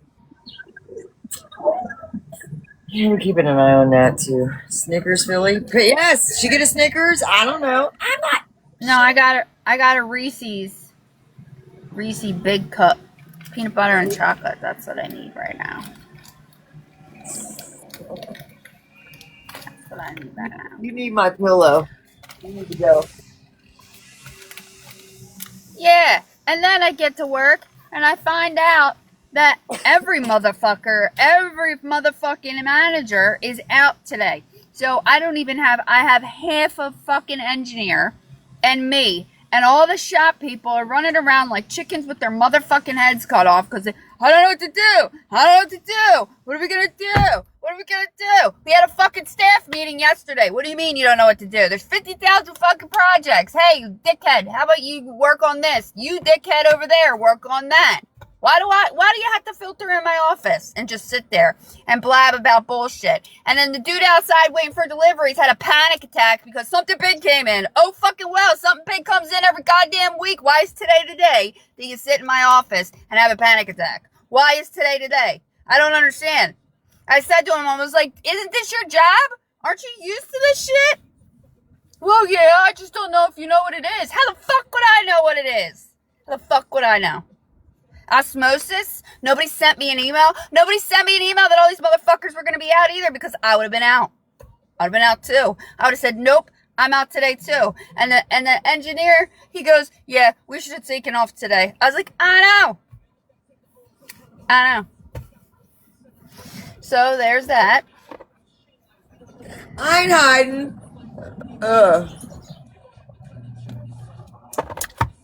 I don't understand. The logic just goes out the fucking window. There's zero logic. Zero. And I swear, if he comes in my office one more time today to ask a dumb fucking question because he's bored, I'm going to lose my shit. And then my husband calls me. He texts me. I'm riding the fucking bike. I said, why are you riding a fucking bike? And he's like, well, I have an appointment. And I forgot to tell somebody I had an appointment. I said, why don't you take an Uber like a grown-ass man? I said, you're not in your 20s. You're in your fucking 40s, and you should be riding a goddamn bike anywhere. Don't ride a goddamn bike. But by the time you get there, it's 100 degrees outside and humid. I said, by the time you get there, you're going to stink like fucking hell. I said, did you wear deodorant? Oh, I just want to ride a bike. Jesus fucking Christ. Did you even think about that? And he goes, well, it's just getting my hair cut. I could ride a bike. What the fuck? Did you get there or did you call an Uber? I called him on my way just now when I was picking up my food. And he's like, hey, babe. I was like, see? You're a jackass. An absolute jackass. He's like, yeah, I should have probably rode a bike. This is really hot out here. No fucking shit. God forbid we listen to our wife. I can't. I fucking can't. I said, did you fucking wear deodorant? Because you're going to stink. And then now I'm going to be known and you're going to be known around this motherfucker stinks every time he comes in my barbershop. Because he wanted to ride a bike. I said, what the hell is wrong with you? He's like, well, it's just there. I finally get some exercise. Remind him he got to ride back. Exactly. And then he's going to be itchy because he just got a haircut, so he's going to be fucking itchy and then riding and sweating and all the things. I'm like, you didn't think this through at all. At all. You didn't think this through. At all. He's like, yeah, that probably shouldn't have done that. Yeah, no shit. I cannot. Dumb motherfuckers all around today. Just dumb motherfuckers all around. Listen, and then the dude on the court thing's pissing me off with his old fucking ass. I'm like, why is he even on the stand? Every single question he answers is like, oh my, 50 degrees to the right, and then the dude's staring him back, and I'm like, this is just a bunch of old fucks having a conversation about nothing. If I was the jury, I'd be like, where's the woman? Bring the woman in, please. I'm tired of this dude. Get the Zoom going, man. Get the Zoom going. Seriously. Listen, you need to wear the clip, man. And listen, when anytime anybody comes up to you, you ain't gotta say shit. You just gotta hurry up, turn your head, and point to the clip. Listen, I have... so on days like today, when I have a short-ass fuse, there is like... You have like 2-3 minutes max of my niceness, and then all of a sudden my face changes. I don't respond. If I don't respond and you keep on asking me, you're gonna get a fucking ignorant response. That's just how it is. So I think most of them have figured that out by now, but I don't know. Because I said, listen, I will hold a meeting at 1:30. I'll give you some shit to do. If you're not there, you're not there. And then the manager goes, the shop guy comes in and he's like, well, I think I have all the guys leaving. They're going to leave a little early. I said, then why the fuck did you come in and you asked me for a bunch of shit to do? I'm going to leave a little early, Ray. Fuck! You just wasted 3 hours of my life. And then I'm going to yell at his boss tomorrow when I see him. Be like, you didn't leave these motherfuckers anything to do? Nothing? I can't. I said, I was the only option, me? Wow.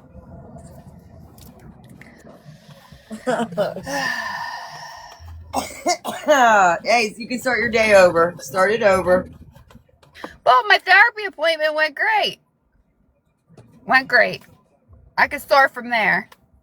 Yeah. I had a new one.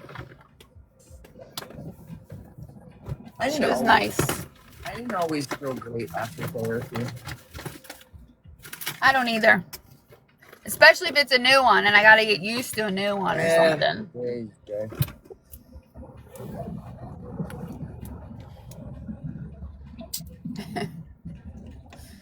Annoying. But thanks for listening. Oh, that was entertaining. Thank you for the manic episode.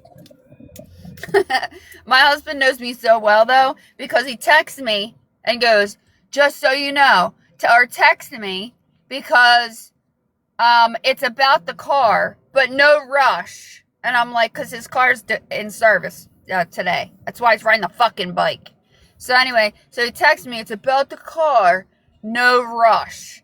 So that's why I called initially.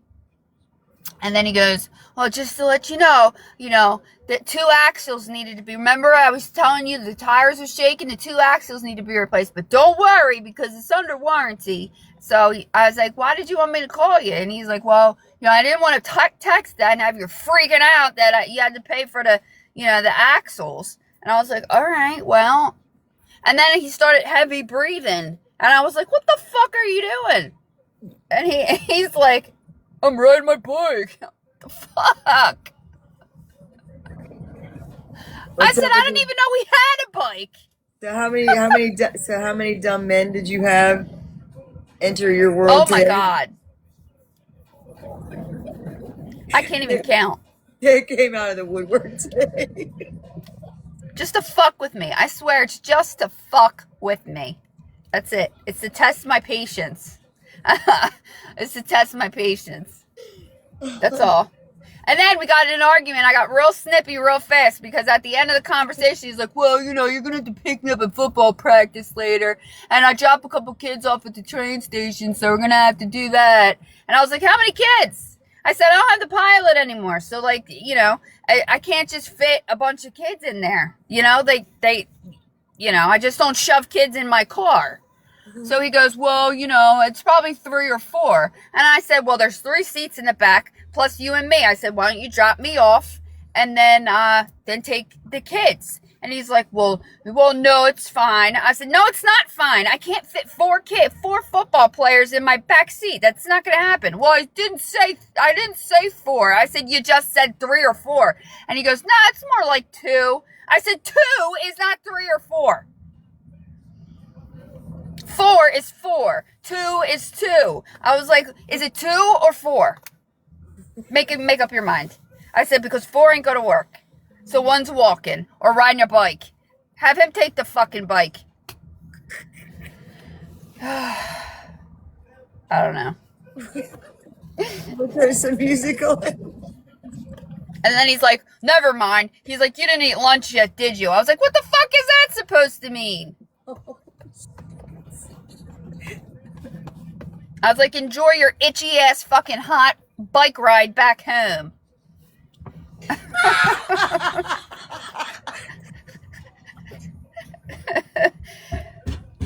He's like, boy. Boy. Yeah, he ain't got nothing. Boy.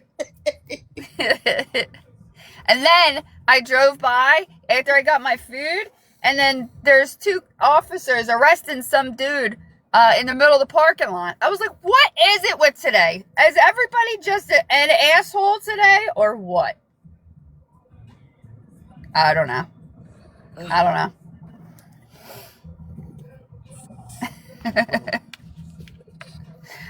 know.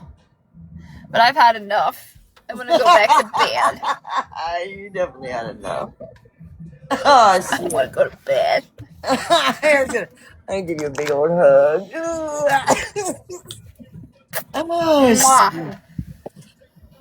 oh, thanks for the laughs, though.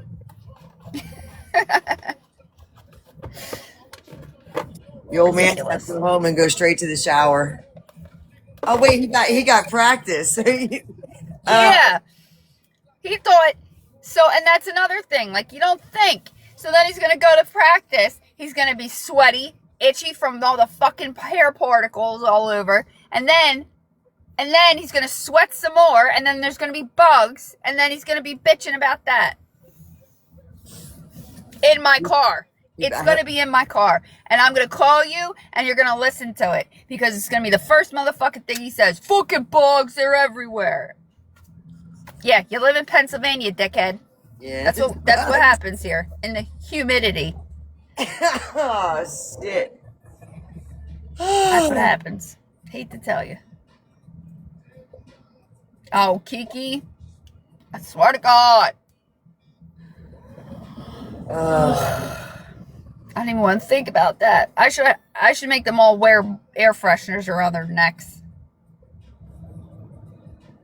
Would you drive a kid to practice that had all summer to get his license? I don't know. I mean, no. He probably wouldn't want to ride with me anyway. He would probably want to ride with his friends. He wouldn't ask me anyhow. But yes, I would if he needed a ride. Yes, she got her new car. Michelle, you didn't see it? I thought you was here last time. We both got cars. His twin brother got his license. I wasn't pushy with the license, but my oldest, she wanted to get hers quick. She couldn't wait. Yeah, I didn't get mine until I was 18, but was driving for 3 years. That's what I got, Michelle. So pretty. It's got all the bells and whistles. What did it have? 20,000 miles on it, or 20 miles? 20 miles on it. Yep. I said 20,000. 20. That's 20. What the one the Mazda had. The Mazda had 20,000 miles on it. Yeah, it's pretty. Thank you. It definitely looks nice wrapped around her. It's definitely a classy car. For sure. Oh, and then another stupid dickhead from the Kia place. You know how I went and dropped off the balance of the check, the deposit money yesterday during my lunch? Took that whole time to make sure it was there on the day I said it was there. And then the motherfucker calls me about 10:30 and goes, "Hey, I just wanted to know, how was your weekend?" I'm at work. That's what I said. I said, I'm at work. I don't have time to chit chat. And he was like, well, I was just wondering. I said, I gotta go. Can I call you back? And he was like, well, I just wanted to know if you got a chance to, get the rest of that money over. And I was like, yeah, I handed it in yesterday. I got a receipt. And he was like, oh, I'm sorry. Well, nobody left me a note. Nobody left you a note? I mean, is that my responsibility? So then I text the dude that I gave the check to, my sales guy. I was like, yo, you better make sure that motherfucker with the poofy hair in the finance department has the fucking money I dropped off. I forget his name, Mortimer or some shit like that. And he's like, well, he texted me back. He was like, he definitely knows. He's the one that gave me the receipt. I was like, well, he just called me looking for money. Oh, shit. And then I just picked up my food just now, and the sales guy sends me a little video clip that goes, "Hi, I'm blah blah blah from Kia. I want to make sure you're having a super day." I was like, "What the fuck is that? Is that your I'm sorry? We're a little bit fucked up over here." I don't know what's happening. The universe is Don't let me off see kilter. We can't see your wheel. That's what's getting you in trouble. You can look at my car. Oh, I'm exhausted. Wow. Man, you getting all kind of shit thrown your way today. Man, it's gonna cycle out. So y'all buckle up is all I'm saying. I didn't even do anything.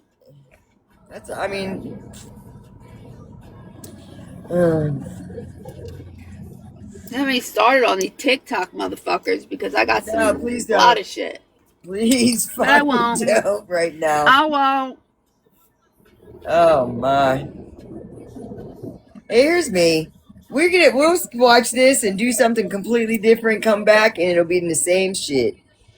And bullshit coming out of some motherfucker's mouth. But yeah, that's wasted energy. Facts. And for real, some of them need this. So have fun with it. What's up, Equinox?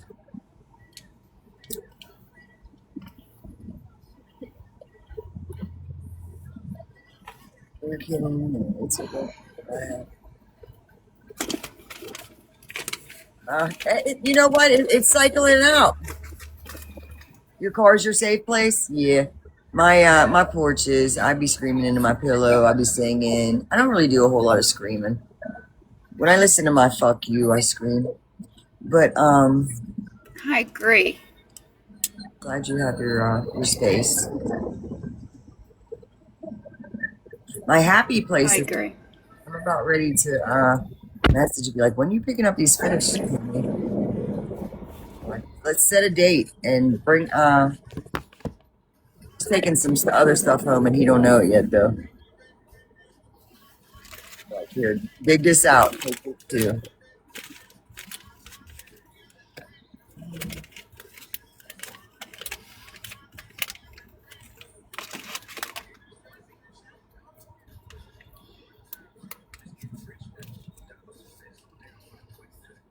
So hot, it's fucking melting my chocolate. Yeah, I'm gonna stick it in the freezer when I get back in there. Can't even eat the motherfucker. What's up, Pink?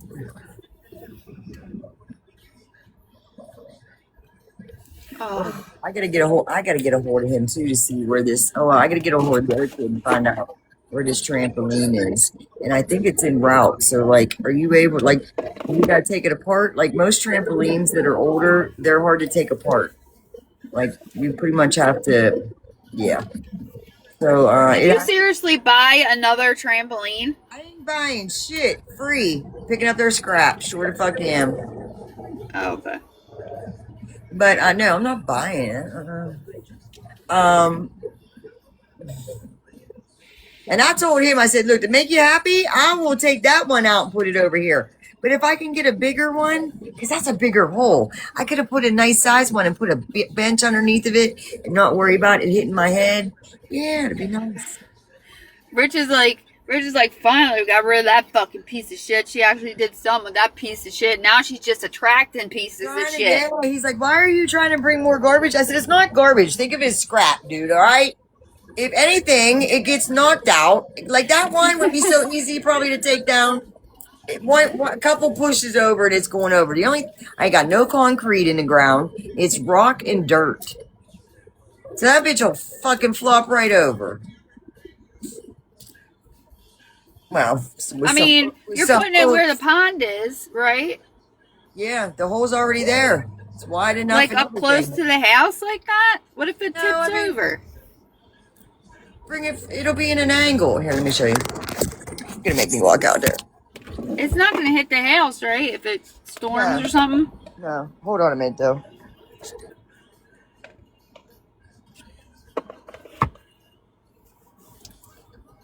Yeah, she did finish the other one. Mud flapper. I'm pretty sure there's supposed to be 2 P's in flapper now.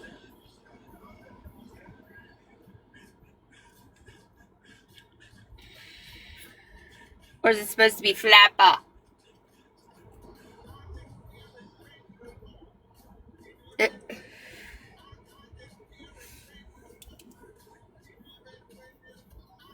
Or is it flaper? Uh-oh.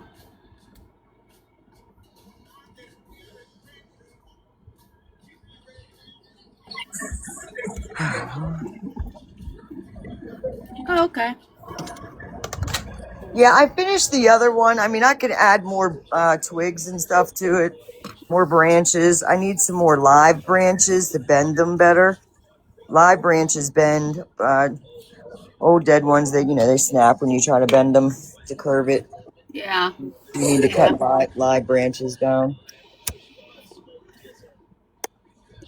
But I didn't plant nothing. I didn't get nothing to plant this year. My budget went to porch furniture. My car went down, so I started to save for a car, and that was flowers just didn't seem right to buy when I'm in a car situation.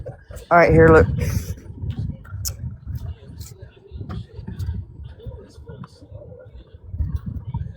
Flip.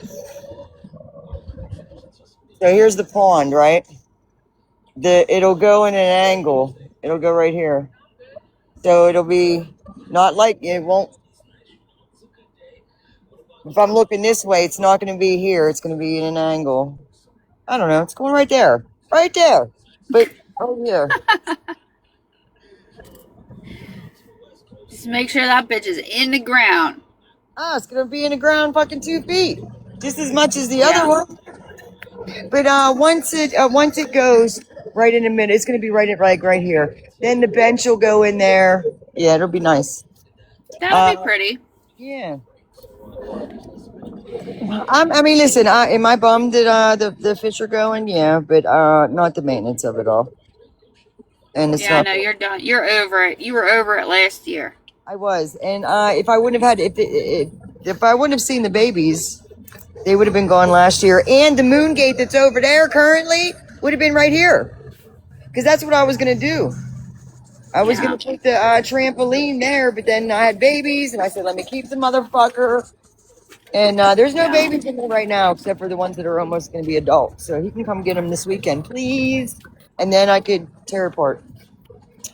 I got Brittany's neighbor coming to pick up some flat stones for her cobblestone walkway to her back parking area. I have enough probably for her to finish her spot. All right. Well, that's good. I mean, I think it'll be really cute right there in the little thing. Little cute all in the little cut right there. That'll be really pretty. And then you can grow like your flowering vines in there, and then what's that I got a bunch of fern popping up, and then I got to go get a bunch more. She's like, take what you want, man. Thin it out. I'm like, all right. I have my doll right there.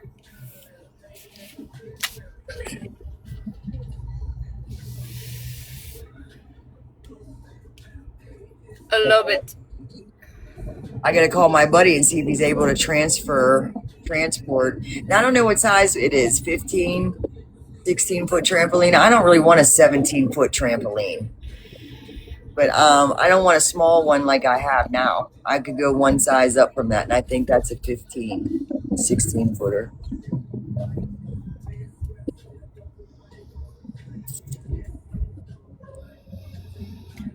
Oh. Trying to talk myself into not letting go of the pond, but that I played that tape the whole way through. That tape's a wrap. Yeah, you were done with it, honestly. You really were. You were all the way done. Discussing building a new outdoor trampoline for kids. We're talking about tipping that thing up in the air, putting it in the ground, and making a moon gate. Get it right, AI. Don't keep the fish because of our account. Oh no. You know? I'm gonna miss them personally. It's a letting go of something and moving on to something different. Yeah. I know. I hear you. Changes. Listen, this year, when the pond drained, that was the side. Jeez, God, I ran out there and they were all on their sides. I had to hurry up and fill that shit up. I was like, man, that's the second time that's happened. To where my pond, I have drained out the pond and didn't know it. They were on the side going, oh, help. We did lose one that time. We didn't lose none the first time. Jeez. Too much maintenance.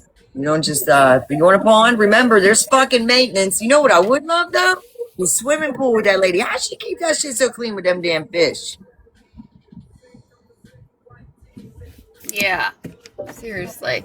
Floating around with them fish. I would live vicariously through her.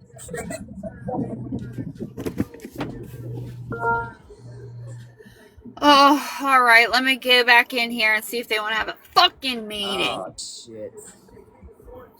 All right. Well, we'll be back at court for 2 o'clock court. Yeah. I'll definitely swing over. I'm gonna go get my kitchen done and get my chicken on slow cooker and prep some tenders. We're doing chicken tenders today, homemade. Oh, that sounds nice. There ain't hardly any leftovers when I make them. All right, y'all. Thanks for listening. Listen, I hope you have I invite God into your afternoon, and that Thank you. 50K. Let's go. 50K likes. It'll be better. Love y'all. Toodles. 51.6. Thank you. Listen, we needed that because, man, some of the verbiage that was being used in court, but hey, that's court. It was resuming at 2. I was painting another picture. Yeah, I can't help it, man. And I'm loving my pen. I need to get a spare because I didn't lose it, but I did. The couch did eat it. Oof, see?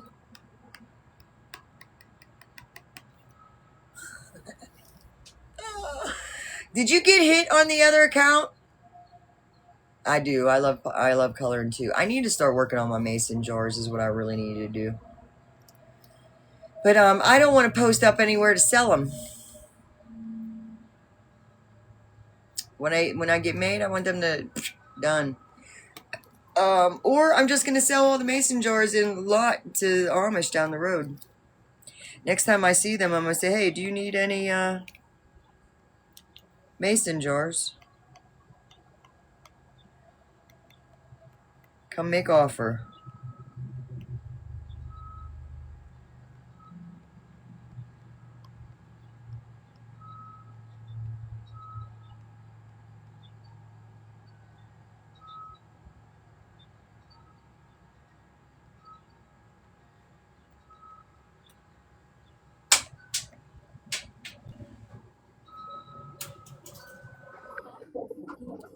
Hey. Hey, you're too busy coloring to read my questions. I want to know how you're making chicken tenders in the crock pot. Well, I'm not. I'm making I pull when I pull out chicken, I pull out enough for a couple meals. So I cut up chunks and I put it in a slow cooker and they cook all day long and that's for the chicken spread, the chicken salad stuff. Oh, gotcha. Okay. The relish, and then I strip up the rest. Sometimes if I have a lot of strips, I'll take like 3 or 4 strips and chunk that up and make a little bit of chicken bacon ranch, do some wraps. But like usually I get like 3 meals out of it. Okay. All right, because I have Tenders currently ain't have going in the them. slow cooker. No, they're I getting know. I'm like, I currently have tenders thawing out and thinking how I'm going to do it in the air fryer. I'm thinking, do it in the crock pot. What the hell? yeah. Okay. I do the egg, the flour, and then the fryer. Yeah. Okay. All right. I just thought you had some new magic recipe that I needed to know. Listen, I still think it's odd that meatloaf is done in a slow cooker. I haven't tried that. Me neither. To me, it just, I don't, my meatloaf is too big. Like, I make a really big meatloaf. I loaf the shit out of that. And I have one of them black and speckled pans. I have each size, big, small, and then small. Oh my gosh. And I my haven't big seen one one, of those since I was a teenager. I got all of them. Small, medium, and large. But the large one, I used that pretty much the whole fucking pan. Long wise. That's funny. My mom and I don't know why we got talking about like where things are being dispersed when she was gone. I don't know, morbid conversation. But anyway, she's like, well, I have this set of Corningware that I got when I was in 1964. And of course, they came from her brother, which we don't talk to. So she's like, before you get mad and break them, you might want to take them somewhere and see how much they're worth before you break them. I was like, okay. Maybe Mallory would buy them. Oh my god. I have a bowl that's from my grandma's house that I love eating out of. Like when I do taco salads or any kind of chicken salad or whatever. Yeah. That's usually the bowl that it's not a deep bowl, but it's wider and it's just it's old. Yeah, I have some pretty old pieces from my grandma too. But it's an odd one. There's only one of it. But it came from grandma's, so exactly. All right. Well, I know you said you were going to go. I just thought you had some. Yeah, we're going to go for a little bit, take a break, and then we'll be back at 2 for afternoon session of court. I don't know if they're going to get their technical difficulties squared away. I mean, I could leave this live and keep going with the 50,000 taps, but I got to step away from the camera for probably, I don't know, about a half hour. But I'll be back. Okay, bye. All right, toodles. Everybody, thank you for the taps, the like gifts, 50,000. Let's go. See you after 2, and go from there. Oh, shit.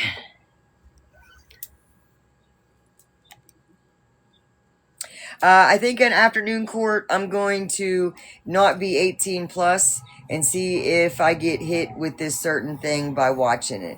We're going to test some things out. If I get hit with that violation, we're going to go back off, go to 18 plus, and we're just going to listen to it. If I'll read out comments that I think are pertinent, that a gallery is talking. Okay, see you then. Ciao for now.